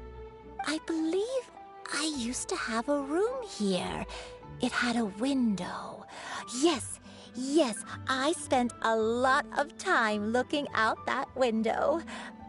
Which room was it again? Let me look.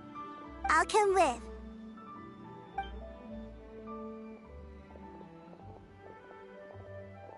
Paimon's still having some trouble understanding what she's talking about, but if she's so familiar with this place, that must mean she lived here, right?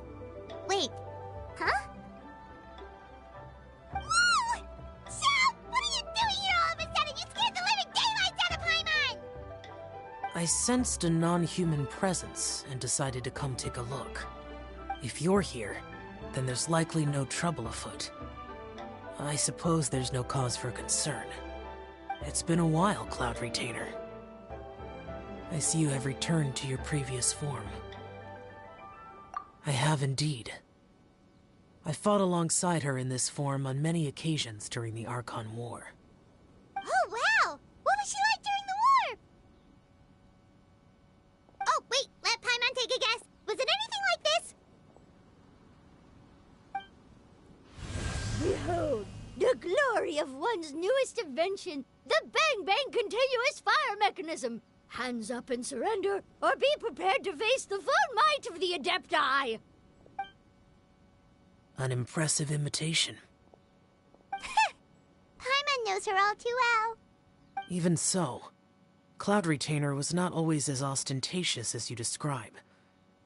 You may be unaware, but her talent with Adepti sigils is just as formidable as her skill in mechanics. The Archon War reached its peak after Guizhong's death. The Cloud Retainer who fought beside me in those devastating battles was taciturn and solemn, only speaking when she had to activate her sigils. A Cloud Retainer who barely talks? Paimon can't picture it. But what happened after that? If you were so powerful in your human form, why did you decide to take up your bird form again? Once one had bid farewell to the world of mortals, what use would one still have for such a shape? When dwelling between mountain and forest, away from the struggles and troubles of the mortal world, a mortal form is hardly the most fitting of choices. After the war, Cloud Retainer retired to Mount Outsong, only revealing herself to the occasional visitor, and always in her avian form. Although I do believe there was an occasion some 30-odd years ago, when she decided to don her human form. I believe it was for the purpose of... One believes there is little need to relive bygone matters. Granny, are you okay? Back then, at this place, Perhaps this conversation should end here. I shall take my leave now. Should you encounter any trouble, you need only call my name. However, given that you are traveling with Cloud Retainer, I trust you are in good hands. Everyone! I think Granny is finally beginning to remember her past. Slowly now, calm your mind and recount what has been recalled.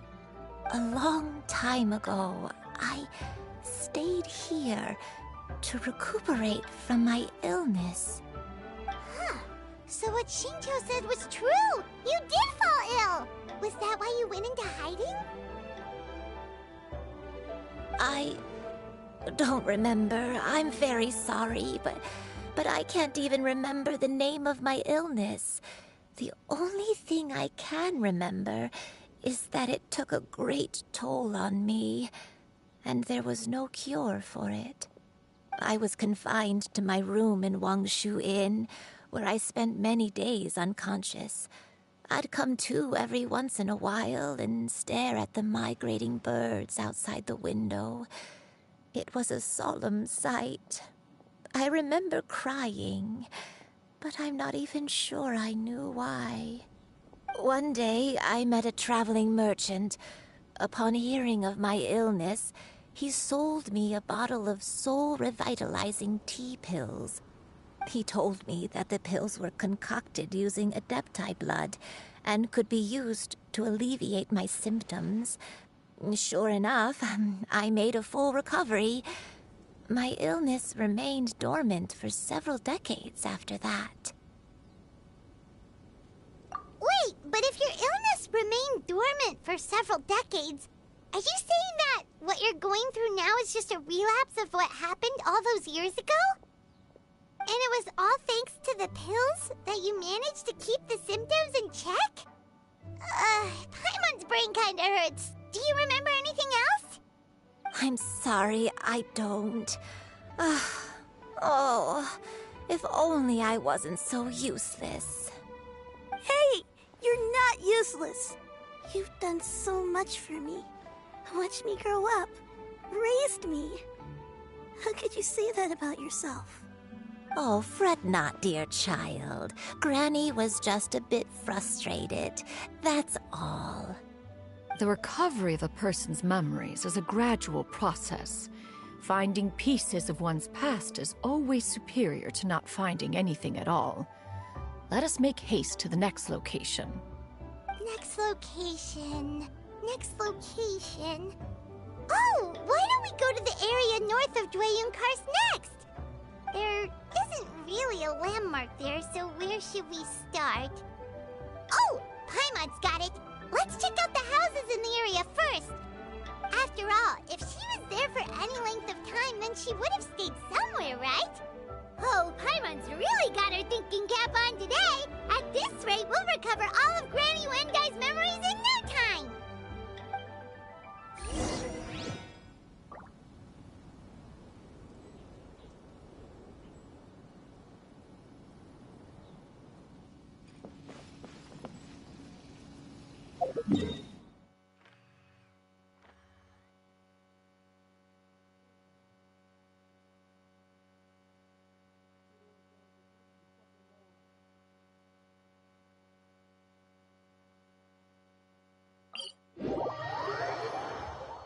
I got a new letter from an informant. Looks like the situation has changed again.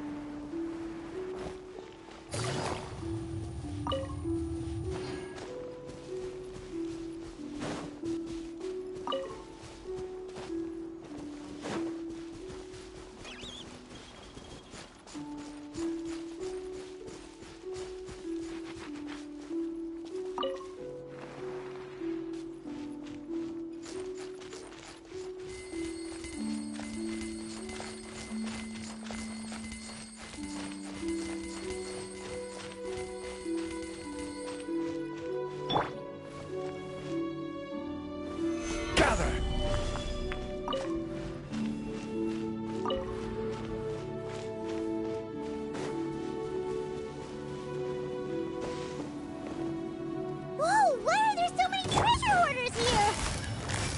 Guess it's time to round up some bad guys.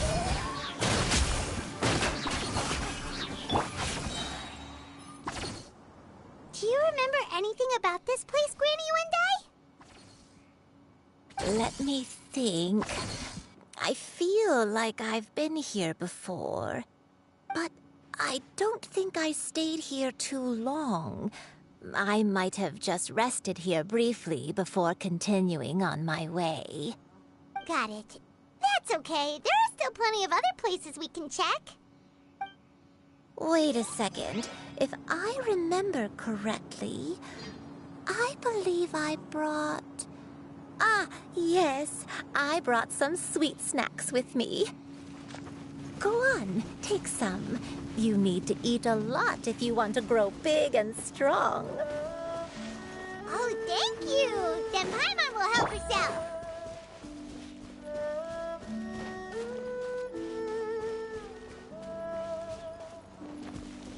Take it easy.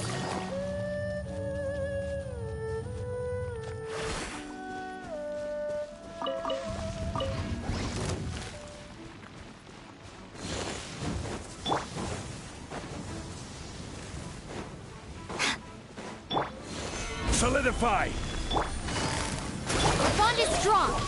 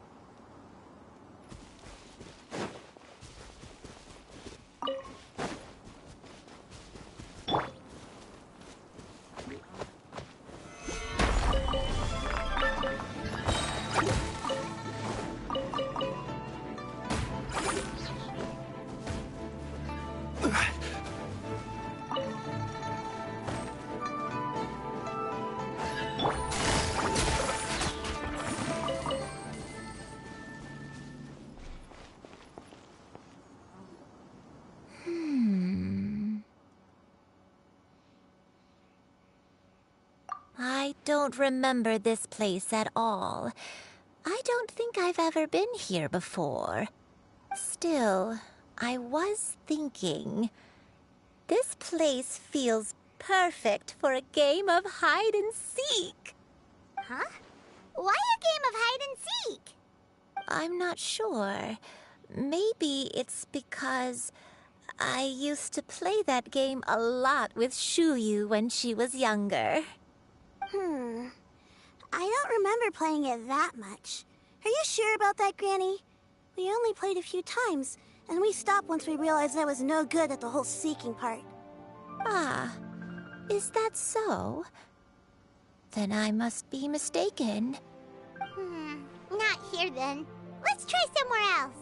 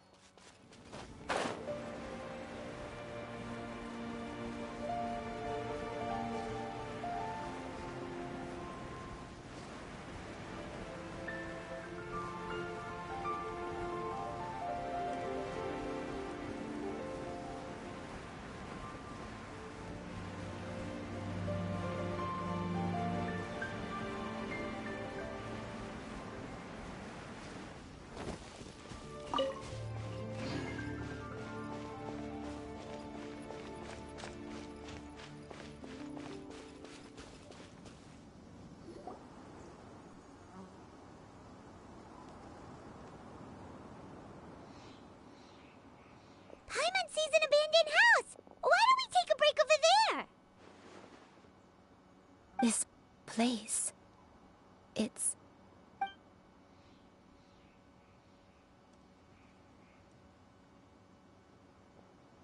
Did you remember something, Granny? I remember. Shuyu, this is where your father was born. It was a moonless night. I had been injured, so your grandpa was supporting me. We fled together with some being in the fog behind us in hot pursuit. I had exhausted my strength when the labor pains came on, so we took refuge in this house. Your grandpa set up a barrier outside, but neither of us knew if it could hold the monsters back. I remember that night. I remember falling to my knees, reciting a prayer over and over. I alone am the source of this sin. Punish me as you wish for forsaking my oath, but spare my innocent child. Sin? Oath? Did you do something wrong? I don't know. I don't remember.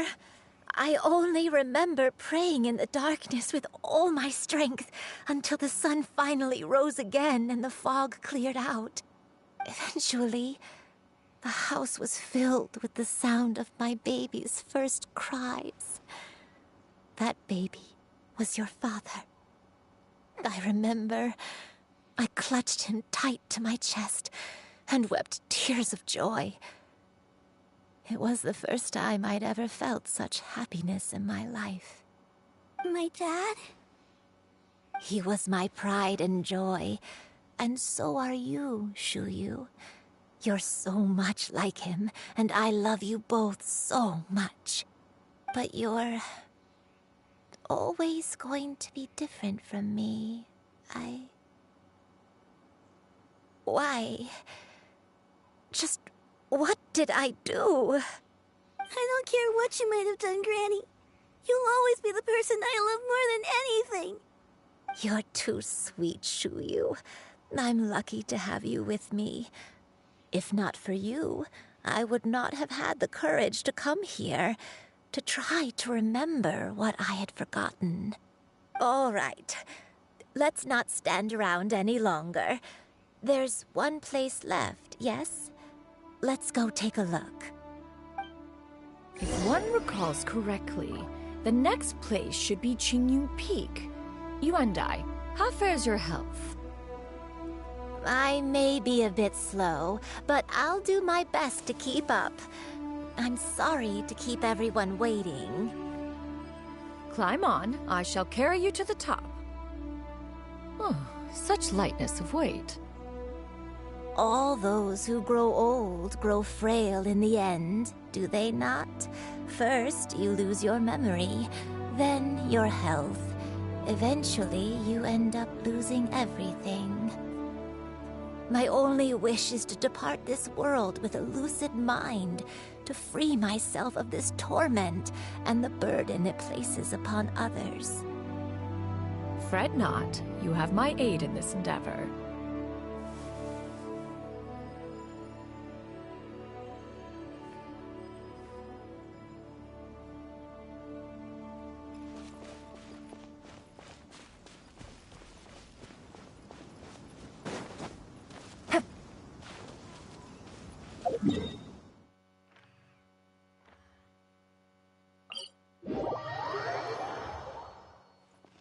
Take it easy.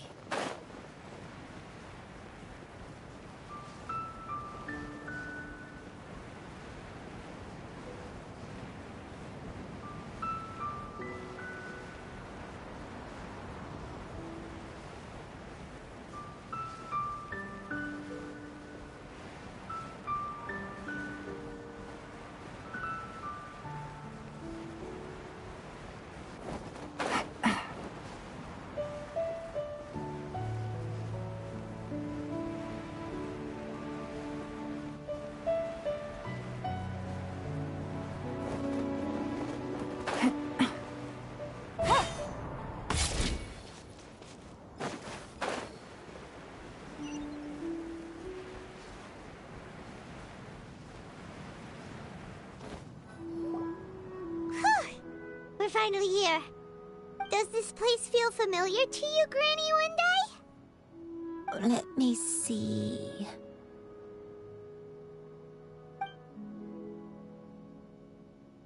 How strange. Have I lived here before?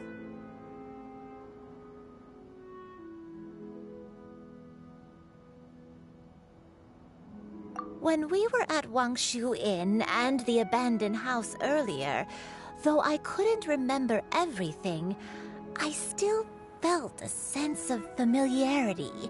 I could easily picture myself in those places. But here, I don't have that feeling. Perhaps I did come here in the past, but it just didn't leave a strong impression on me. But did the stories get it wrong then?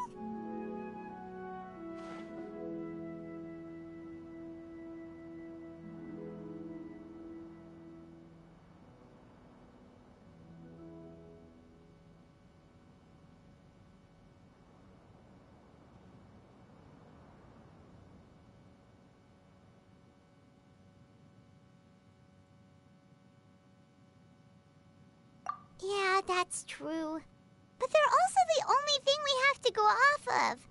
Paimon was hoping this place would jog Granny Uendai's memory just like the others. I'm sorry to disappoint you too.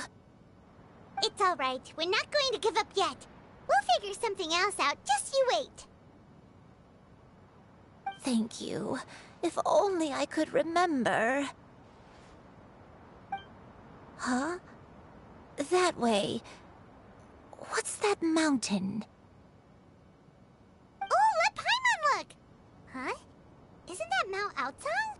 Looks like we've come full circle. Mount Outsong.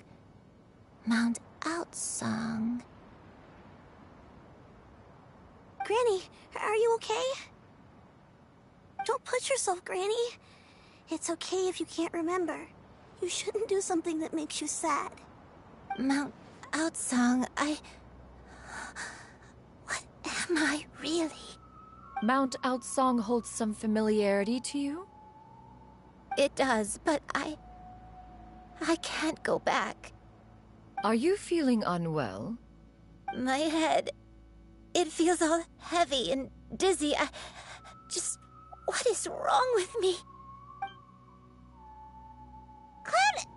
Miss Xianyun, is there anything you can do? Let us go to Mount Outsong. But... Fret not, all will be well. You and I, you have already given more than enough to the pursuit of this endeavor. You may leave the rest to me. I've prepared something that can aid you in suppressing the fear in your heart and restoring your lost memories. It currently resides at Mount Outsong. Wait, really? When did you do that? I never leave anything to chance. All will reveal itself when we arrive.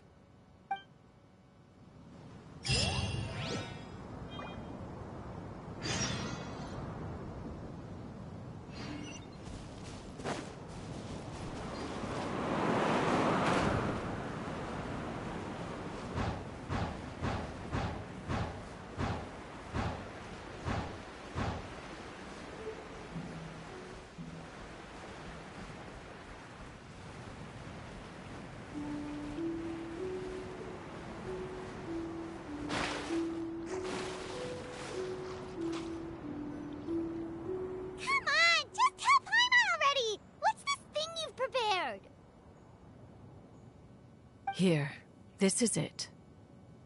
Huh? But isn't this the mechanism that you were tinkering with when we first got here? Oh, is it another invention of yours? Precisely. A recent one at that.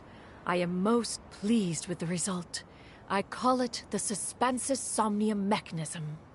It periodically releases a soft breeze, which when paired with a gentle adeptal tune, can help the listener subconsciously relax and even enter a semi-hypnotic state.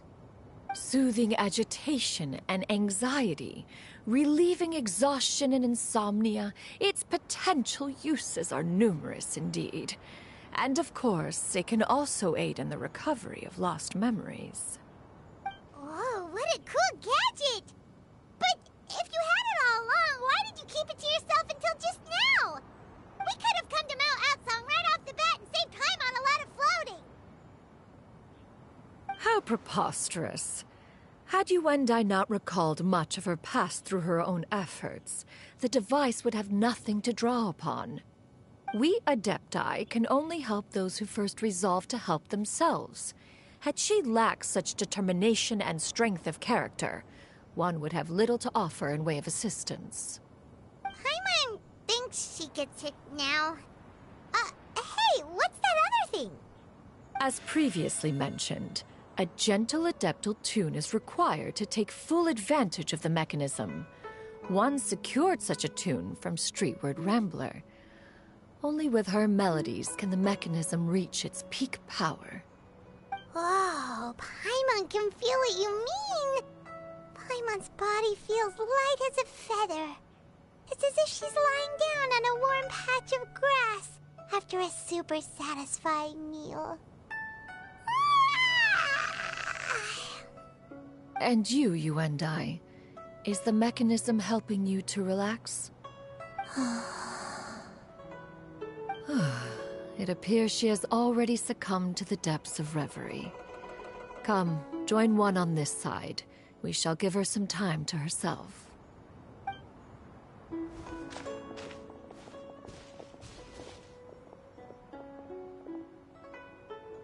The drought is over. But why do you look like you want to cry? The potion. It's nearly run its course. I've never regretted meeting you. Not even for a second. Please. Please, no.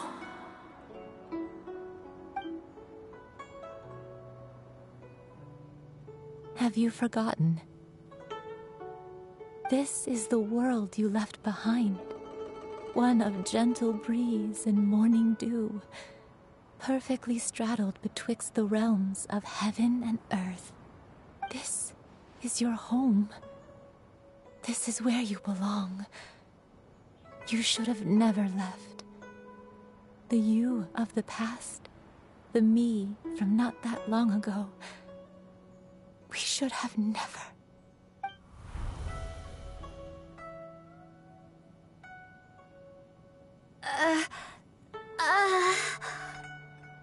that is the truth.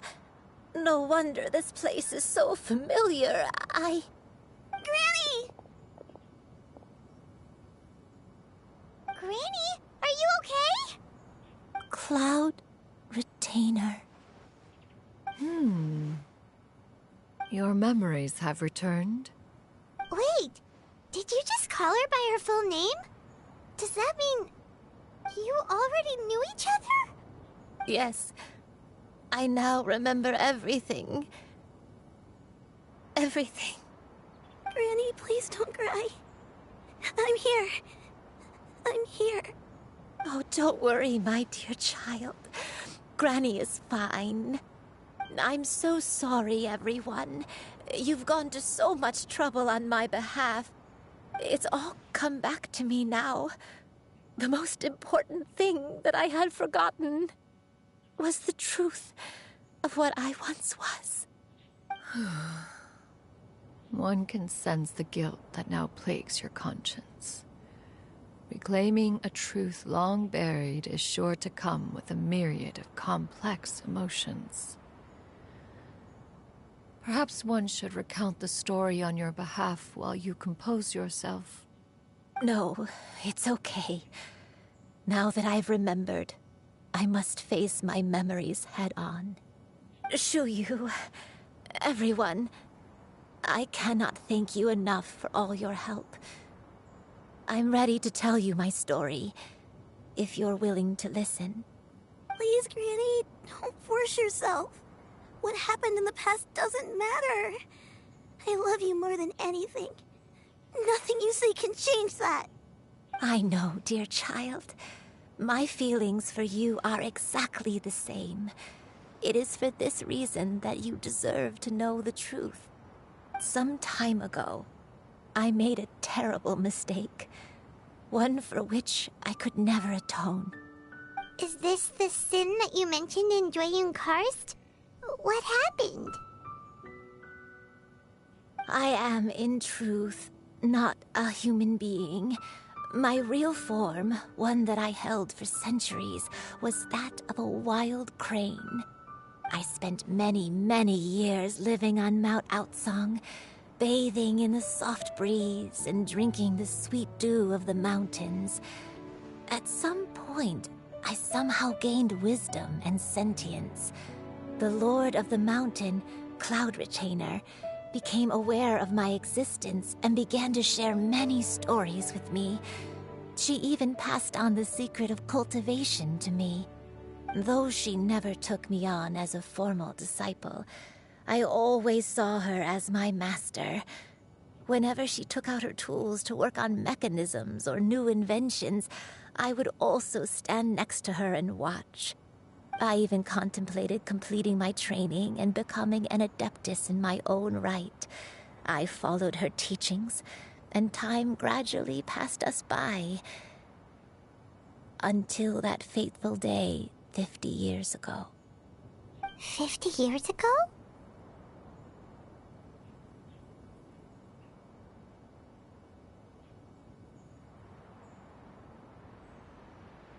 That's right. Master regaled me with many stories of her past deeds. From them, I learned how she had saved people from a similar crisis in the past. She was the one I looked up to the most. More than anything, I dreamt of becoming an adeptus like her. I wanted to travel the land like she had, relieving suffering wherever I went. But I was still far from being a real adeptus. I possessed no ability to take on human form and fit in with the crowd. Once she learned of my desires, Master prepared a special dose of human mimicry potion for me. She warned me that the potion's effects would only last 10 years, and if I were to fail to return to my original form at the end of that time, I would forever forget my past as a crane and become something neither human, beast, nor adeptus. Oh no. So that was the source of your dementia all along.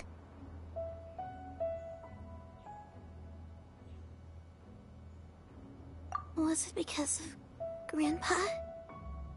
Indeed, I fell in love. Though he was human, he had spent his entire life training on Mount Tianheng. When we met, it was not only my first foray into the world below, but his as well. Although clumsy and impulsive as he was, you'd think he was the real strange bird among the two of us. But still, just like me, he cared deeply about the world and wanted, more than anything, to cleanse it of all pain and suffering. I could not help but fall for him. But my time continued to tick away. Those 10 years passed by in a flash. Yet I did not want to leave his side, so I...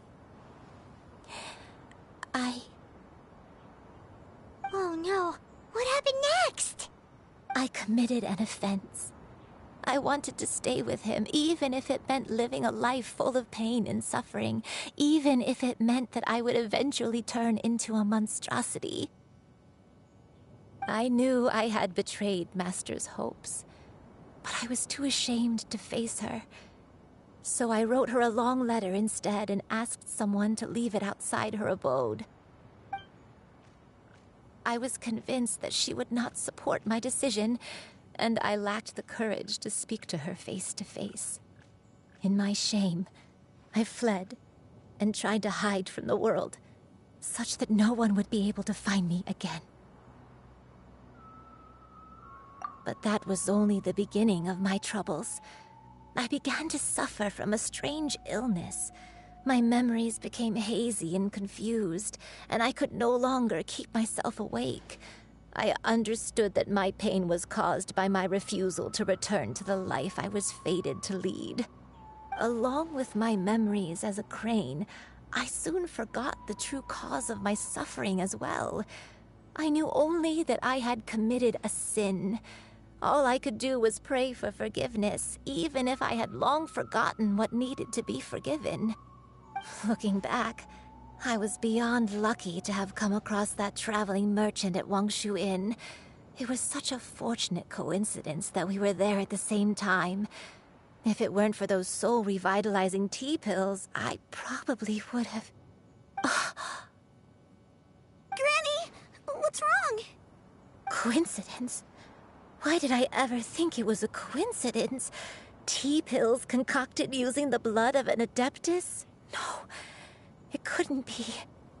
Master, don't tell me. Back then, that merchant was actually... Human custom would dictate the conferral of gifts to be in order when one's progeny is wedded, would it not? Consider the pills a symbol of one's best wishes. So when I tried to conceal my name and mistakes from the world and hide myself away in perpetuity, the only person I managed to deceive was myself.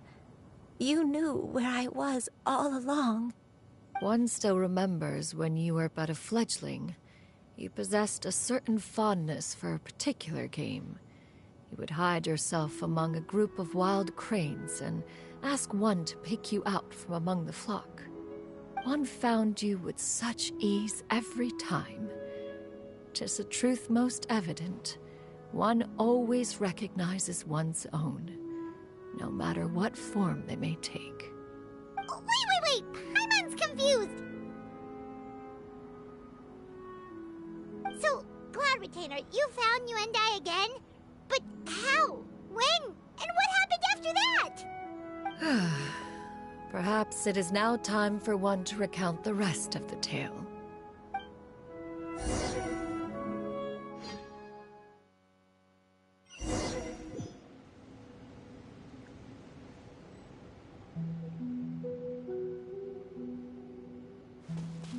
One was furious upon receiving your letter. Seized with anger, one set out to bring you to your senses.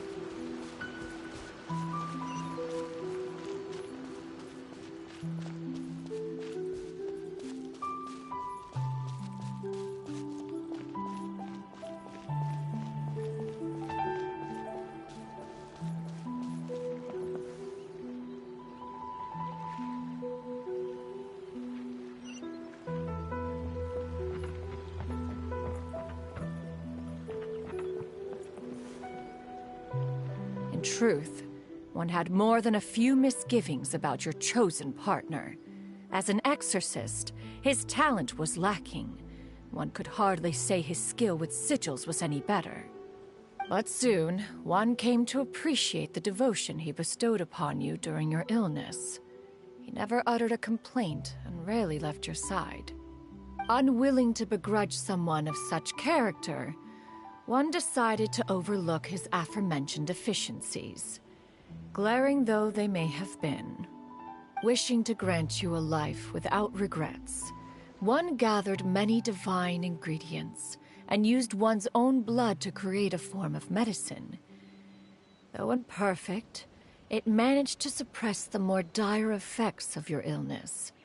As for how to deliver the medicine, after much contemplation, one eventually decided to perform the deed oneself. One took great care to alter one's features and select the appropriate attire. Only after meticulous scrutiny did one finally set out for Wangshu Inn. As one expected, you were most ignorant of one's true identity. You showed not even the slightest inkling of recognition. One was quite torn. Should one have celebrated the success of one's disguise, or mourn the loss of your acquaintance?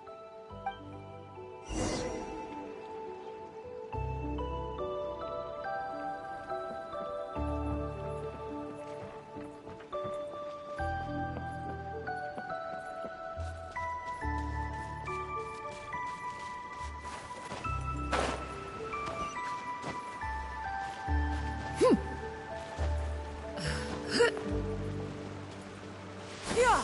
Skyward!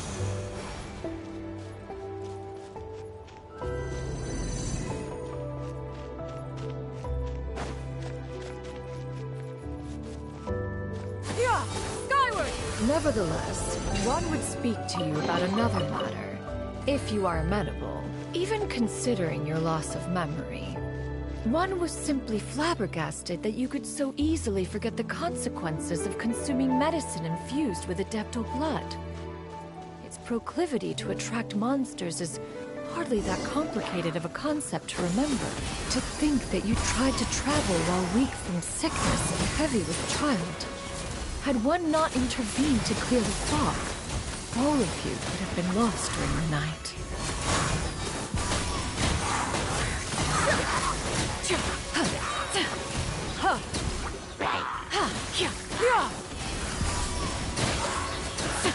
Seize the skies!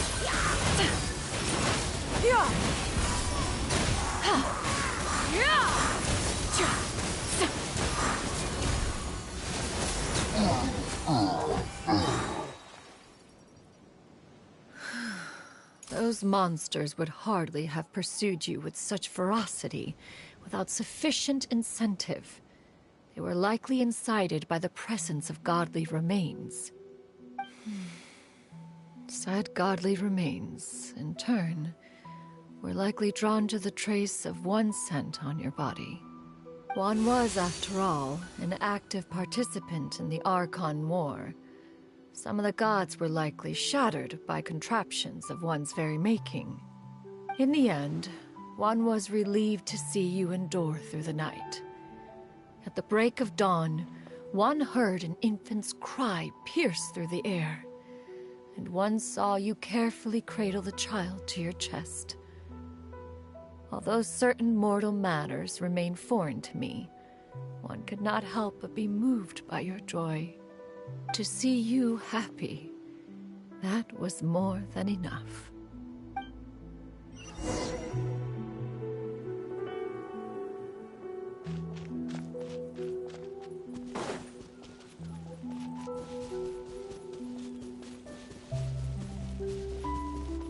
Now you should have a complete understanding of the events. Wait! But if that's true, then the crane who took care of me when I was sick must also be... Ah, one had almost neglected to recount the absurdities of that tale.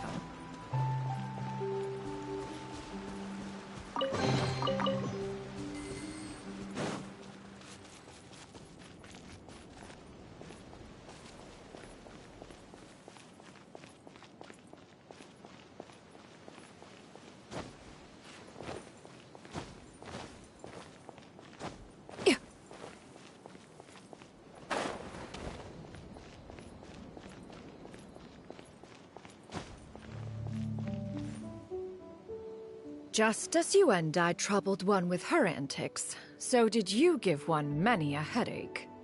Upon finding you burning with fever, one made plans to bring you back to one's abode for treatment. However, upon seeing one's form, you began to cry, refusing to get on one's back.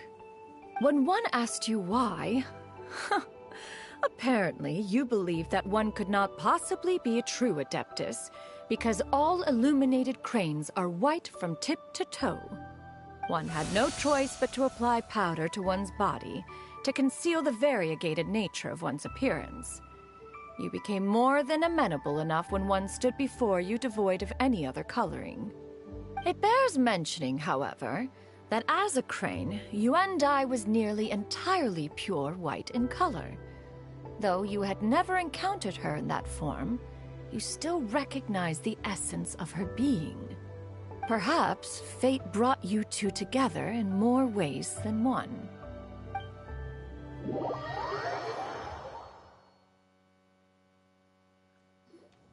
Now all has been revealed.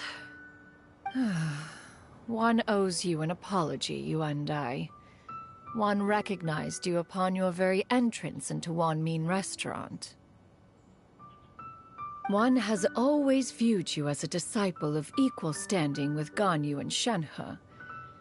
Indeed, one wished to bring your story to a satisfactory end with this visit to Liyue Harbor. Still, one could not reveal your identity right away. Had one simply informed you of all you had lost, all those cherished memories would merely have become the fictionalized account of another. Memories are most meaningful when recalled by those who lived through them. Would you not agree? Even if the process was painful and arduous to experience. Have you any further inquiries? Master, I must ask, if you found me all those years ago, why did you leave me be, even though you knew about my mistake? Why did you not bring me back to Mount Outsong by force? One has never regarded your action as a mistake. It was a simple choice, nothing more. When it is time for one's progeny to leave the nest, it is the responsibility of an elder to let them fly free. Yet, when your wings grow weary and the night grows dark, just know that you always have a place to which to return. 'Tis a refuge referred to by many a name in mortal writing. Home, nest, haven. Whatever its denomination may be, its essence remains quite unchanged. One speaks, of course, of a place not unlike one's own abode. One's disciples are free to come and go as they wish, yet the door remains forever open to those who wish to return. One rather hopes you count yourself among them. Thank you. Thank you so much. You and I. One expects you too have sensed the rapid deterioration of your condition as of late. Have you not? 40 years ago, you chose a path without a future.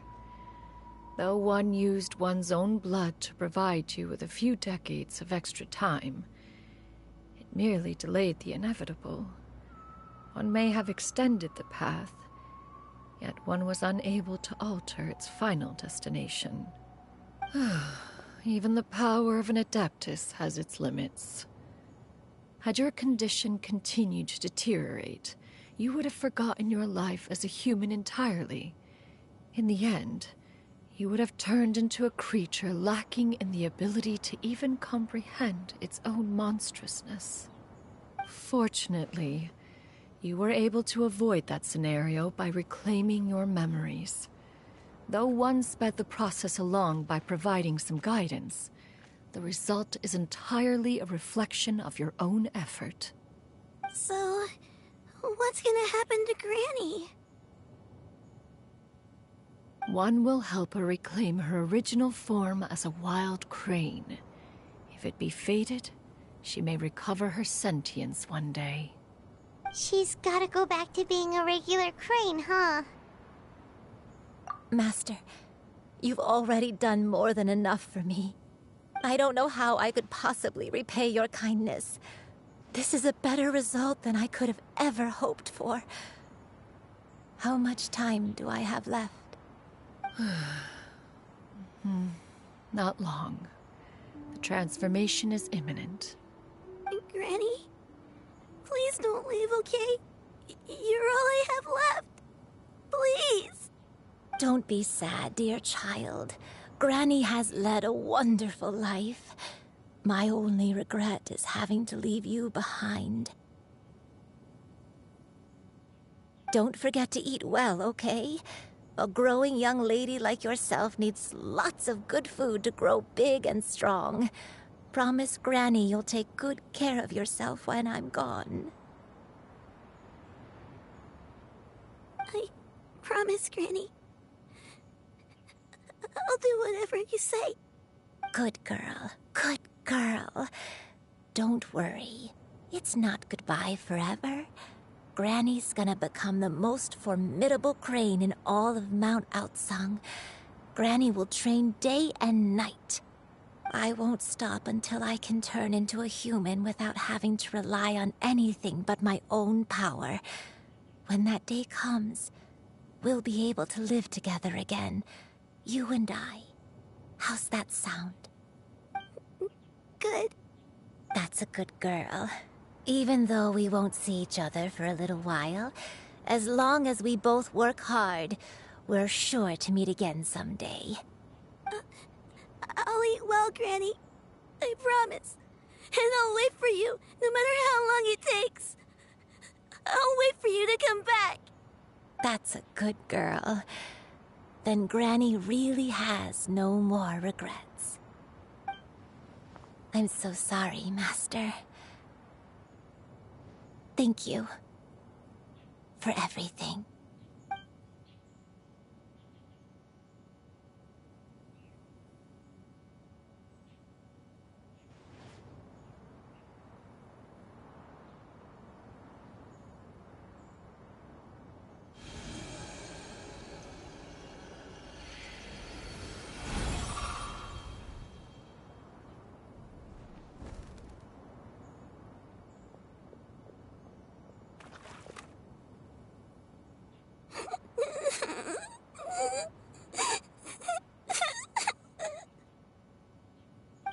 You.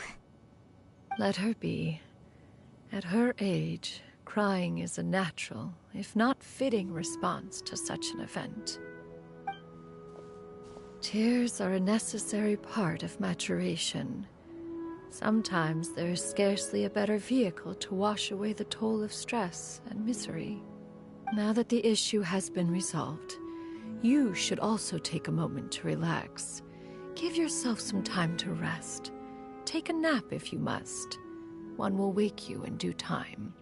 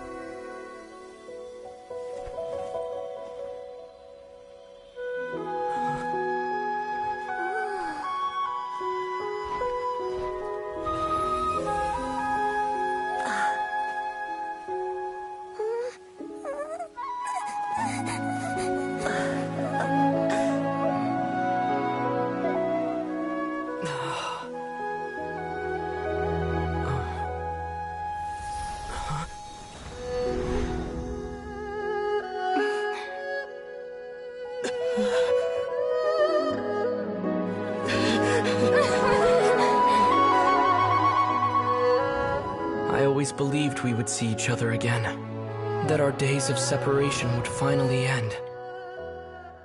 And all my troubles would be behind me.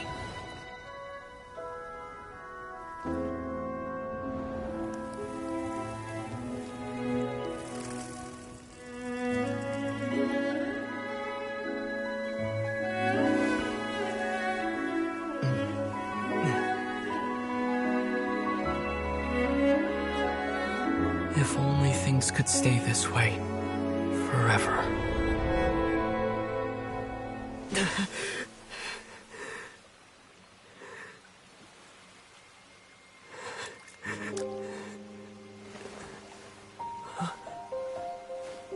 A nightmare? Curious. If you're relaxed, shouldn't your dreams be pleasant? It was a good dream. It's just... You weren't ready to wake up.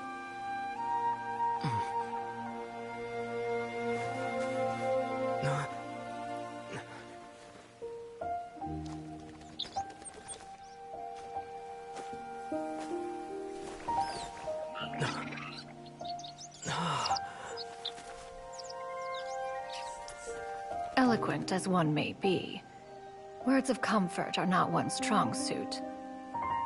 You are doing all you can. One can see your strength of will, your fearlessness in the face of danger. And so, whatever your dream may be, one believes that you shall achieve it. Of course, whenever the perils you face overwhelm you, or you become weary, one is always here for you. After all, as an elder, it is only right to look out for the young ones.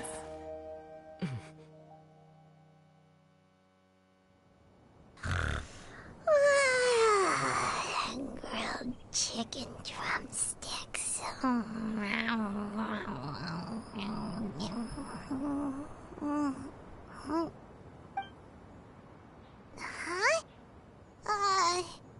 Was Paimon sleeping just now?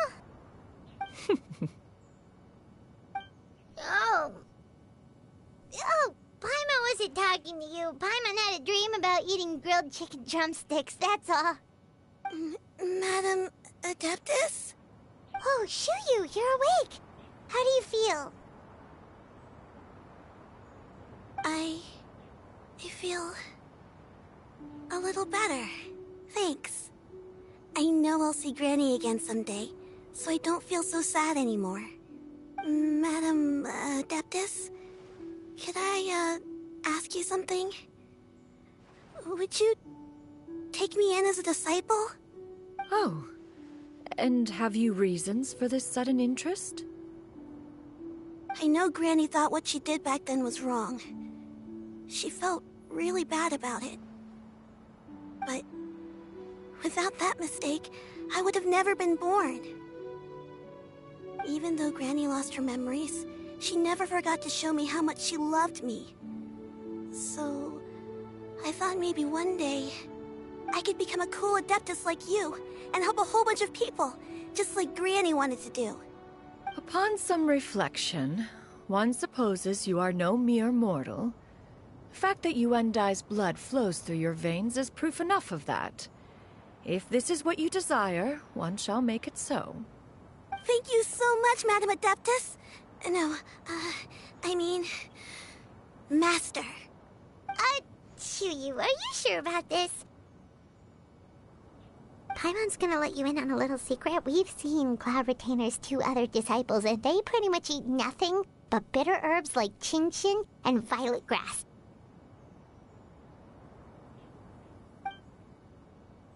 If you join them, you'll never enjoy Wanmin Restaurant's delicious cooking ever again. How utterly preposterous. One has never enforced such a rule. Every individual must find their own path to enlightenment. So long as one retains a pureness of spirit, one's dietary proclivities are quite irrelevant. Well, you say that, but Paimon's not seeing any tasty treats up here now, is she? Although Mount Outsong is rich in natural beauty, its location does preclude access to certain finer mortal comforts. That is precisely why one plans to relocate to Liyue Harbor.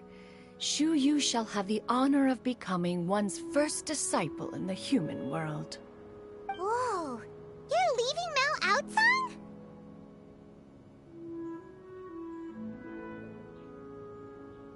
One has never concerned oneself with the location of one's residence. From the very beginning, one has sought only solace and peace. Yet in the end, all of one's disciples ended up in Liyue Harbor. Ganyu, Shenhe, Yuandai, they all chose a life among the mortal world.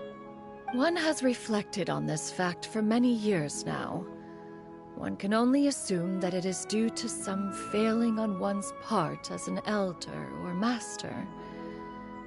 A failing, perhaps, of recognizing what it was they truly wanted. One is most curious as to what aspect of Liyue Harbor could have enticed them to remain there. One could hardly offer an opinion on the matter, but perhaps some time in the harbor will prove instructive. Why are you all so silent? Paimon is, just a bit shocked, that's all. So, does this mean we can grab a meal together in Liyue Harbor sometime? One has precious little time to squander. However, if one finds oneself otherwise unoccupied, one would not be opposed to the idea. One will be assuming the identity of a human while residing in Liyue Harbor. You should take care to avoid disclosing one's true identity. Don't worry, we'll help you keep it a secret. So, when can we expect to start seeing you in the city? Perhaps in 2 days' time. One has some matters to see to before one's departure. Preparation is the key to success, after all. One plans to put up various items from one's collection for sale. The earnings should provide for a comfortable living in Liyue Harbor. One has already picked out a handsome property near Chuhu Rock. 'Tis no small purchase, but what is mortal life if not one expense after another? Seems like you've really thought of everything. Then how about we meet up in Liyue Harbor in 2 days? A sensible plan. See you then. Oh, also, why don't you take this suspense somnium mechanism as a souvenir? Anytime you should feel ill at ease in the future, you may try quieting your mind and sitting in meditation as you listen to its melodies. It might help you find a new perspective. Awesome! Thanks, Cloud Retainer! Hey, didn't we promise Shincho that we'd tell him what we found out? Should we make a trip to the Feiyun Commerce Guild? It's totally up to you.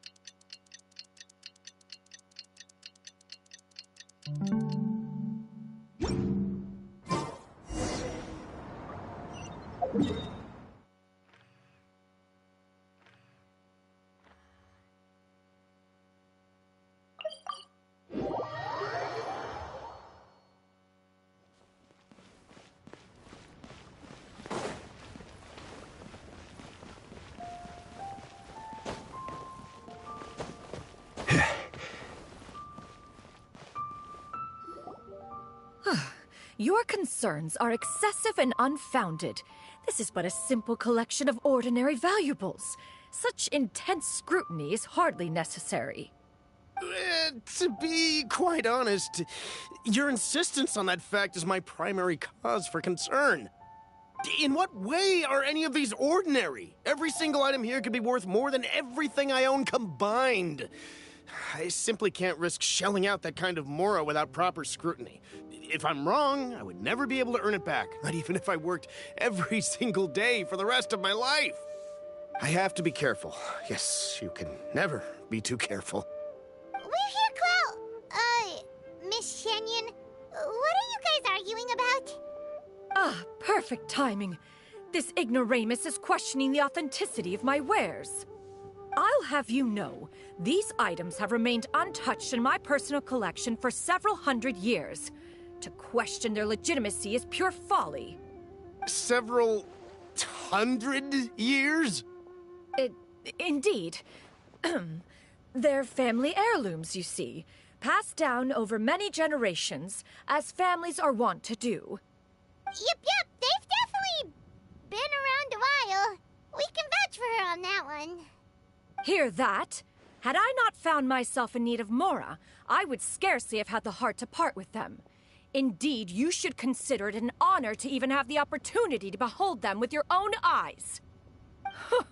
Doubt their authenticity any further, and I may just decide to take them to another buyer. Whoa! Please don't go! I apologize for any insult, miss. You see, I know full well that I lack the knowledge to judge the true worth of these items. If you could wait but a moment, I've hired an expert to appraise them for me. He should be here shortly. An expert, you say? Very well. I will wait for a little while longer, then. Traveler, Paimon, this is my new residence. If you have cause to seek my company in the future, this is where you can find me. Master! Oh, it's you two again. Hello.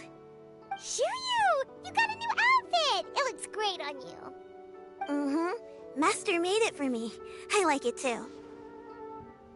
Huh? You know how to make clothes? Do I know how to make clothes? With the support of the proper mechanism, sewing is hardly a challenge. Master, I brought in most of my stuff. There's a few boxes left, but they're kind of heavy, so I just left them outside. Fret not. I shall help you move them into your room. Actually, I should probably sort through my stuff a bit first. Everything's kind of messy right now, so maybe you could, not look yet, Master? Yeah, that'd be great. It appears my young apprentice has her own fair share of secrets. No matter. Do what you must, child.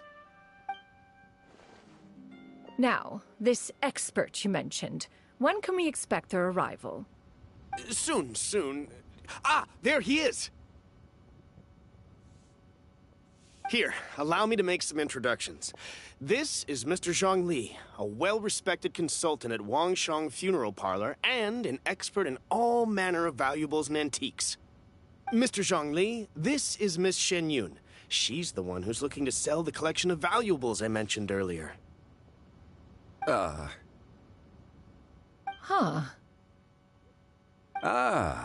If it isn't Miss Shenyun. It has been quite some time since our last meeting. What a serendipitous reunion. Indeed, most serendipitous. Have you been faring well as of late, Mr. Zhongli? Quite well, thank you. I was fortunate enough over the past few days to enjoy both a stroll in the mountains and a fresh brew of tea from the most recent harvest. The experiences left me with such insight and peace. Huh. So you two are already acquainted? Indeed. How fortunate we are that fate has brought us together again. If you are otherwise unaware, allow me to inform you that Miss Shenyun is a well-regarded collector and appraiser. She is well-versed in all fields, and oft-celebrated for her impeccable taste. You stand to gain much from this opportunity.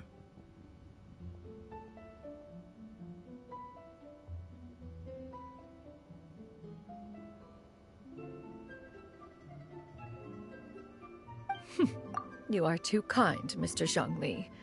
True collectors pride themselves on their wealth of knowledge and eye for detail. I can say without a doubt that you are foremost in that regard. Why, you flatter me, Miss Shenyun. It would seem that you are as self-effacing as ever. Not at all, Mr. Zhongli. Not at all. While I am loath to butt into this conversation, I must ask, you two already knew each other, and you seem to have quite a cordial relationship. Can I be certain that you're not working together to swindle me? I mean, you never know. Huh! A preposterous accusation. The heavens themselves would collapse before we would conspire to do such a thing. Miss Shenyon speaks the truth. Contracts are built on honesty and trust. If that proves to be beyond your capabilities in this instance, this transaction may be taken elsewhere. Say no more. Let us depart. I jest. What fool would still harbor doubts after Mr. Zhongli himself has vouched for the goods? Miss Shenyon, wait!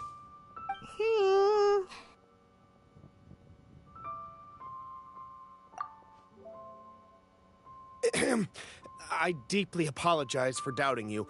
So, Mr. Zhongli, could you please give me a final verdict on the value of these items? There is no cause for concern. They are indeed rare and precious valuables. Take this mechanism, for instance. Though one may not immediately perceive its purpose, its structure and appearance are exquisite enough to merit it a place in any fine home. The same can be said for this one here. Few could hope to possess an item that so perfectly blends mechanical wonder with geometric grace. I am sure you have heard from your travels that the study of mechanisms is among the most wondrous arts in this world. With that in mind, I earnestly recommend procuring every last item in this collection. All right. Since I hired you as my consultant, Mr. Zhongli, I shall, of course, trust your good opinion. Then, in that case, Miss Shenyon, I'll take the lot. However, since the final sum is quite large, how about we start with an initial deposit through the Northland Bank? The Northland Bank? Huh. Oh, you refer to the fiduciary house. Oh, very well. I fear people only use the term bank nowadays. In that case, I'll be off for now. I'll return to collect the goods once you've received the funds.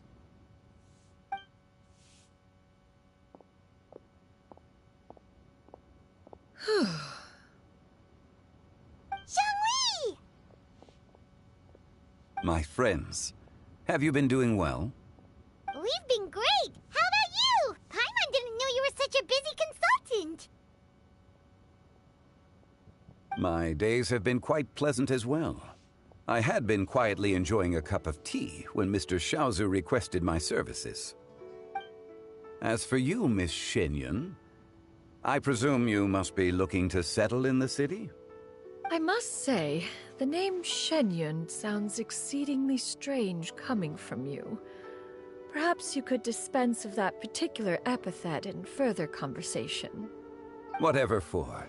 Am I not addressing you as a friend should? Well, that is true, but... Alas, refer to me however you will. After all, a name exists such that others may address you with it. One is hardly ignorant of that fact. It would seem that you have gained many valuable insights over the years, Cloud Retainer. One has indeed. One's previous stays were all brief. Now that one has made up one's mind to move and settle, one has gained a much better appreciation of the hubbub and commotion of the city, as well as the people's hard work and ardor. This city is much changed from how it was more than 1,000 years ago. Not unlike the ocean tides, so too shall the movement of people ebb and flow. From turmoil to peace, enlightenment to aspiration. Human society possesses limitless potential. In another 1,000 years, the scene we witness here may change in ways that are impossible for either of us to imagine. Alright, that's enough reflection for one day. No need to get all sentimental on us. You make a valid point, Paimon. Now that the sale has concluded, what say one plays the host as we try some specialty dishes together? One must profess great interest in trying bamboo shoot soup. Perhaps you have forgotten, Cloud Retainer, but I once tried my hand at that dish. You were at the table on that occasion, so logic dictates that you should have already tried it. Oh? What occasion was this? It was a reunion between friends several centuries ago. Alas, you must have been too preoccupied to secure yourself a portion. Or perhaps our other companions simply availed themselves of faster reflexes on that occasion. Hardly. 'Twas most certainly out of consideration for the others in attendance. In but a moment, one will show you what it means to have a true deftness of hand. It is settled then. Bamboo shoot soup, mora meat, crab roe tofu, triple-layered consommé. We shall enjoy the lot. One has already passed word to Shenhe and Ganyu to make a reservation. It is prime time for them to meet one's newest disciple. Is that agreeable to everyone? It should be a most splendid occasion. Shu Yu, come now, it is time to dine. Ah, this gentleman over here is Mr. Zhongli. He is, A humble employee of Wangsheng Funeral Parlor. Pleased to make your acquaintance. Nice to meet you too, Mr. Zhongli. That should be everyone, right? Let's go!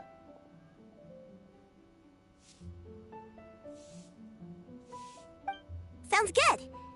Actually, Master, have you ever tried Adeptus' temptation? I heard it's impossible to stop eating after even just one bite. You know, 'cause it's super tempting and stuff. Is that true?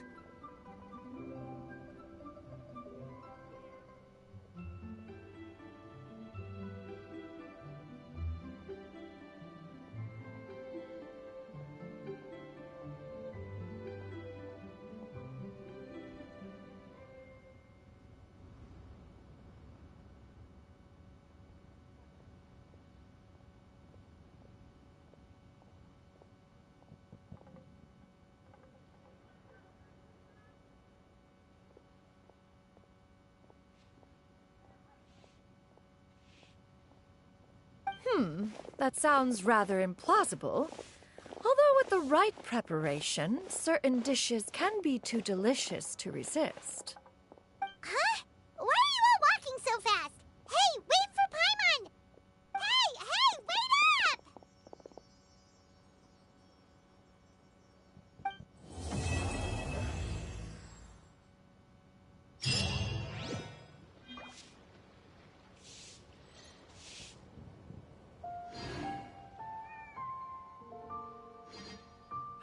Adventurer. Why not treat yourself to a last a round seasonal against gift me? from Scent of Spring? I promise it will be unforgettable.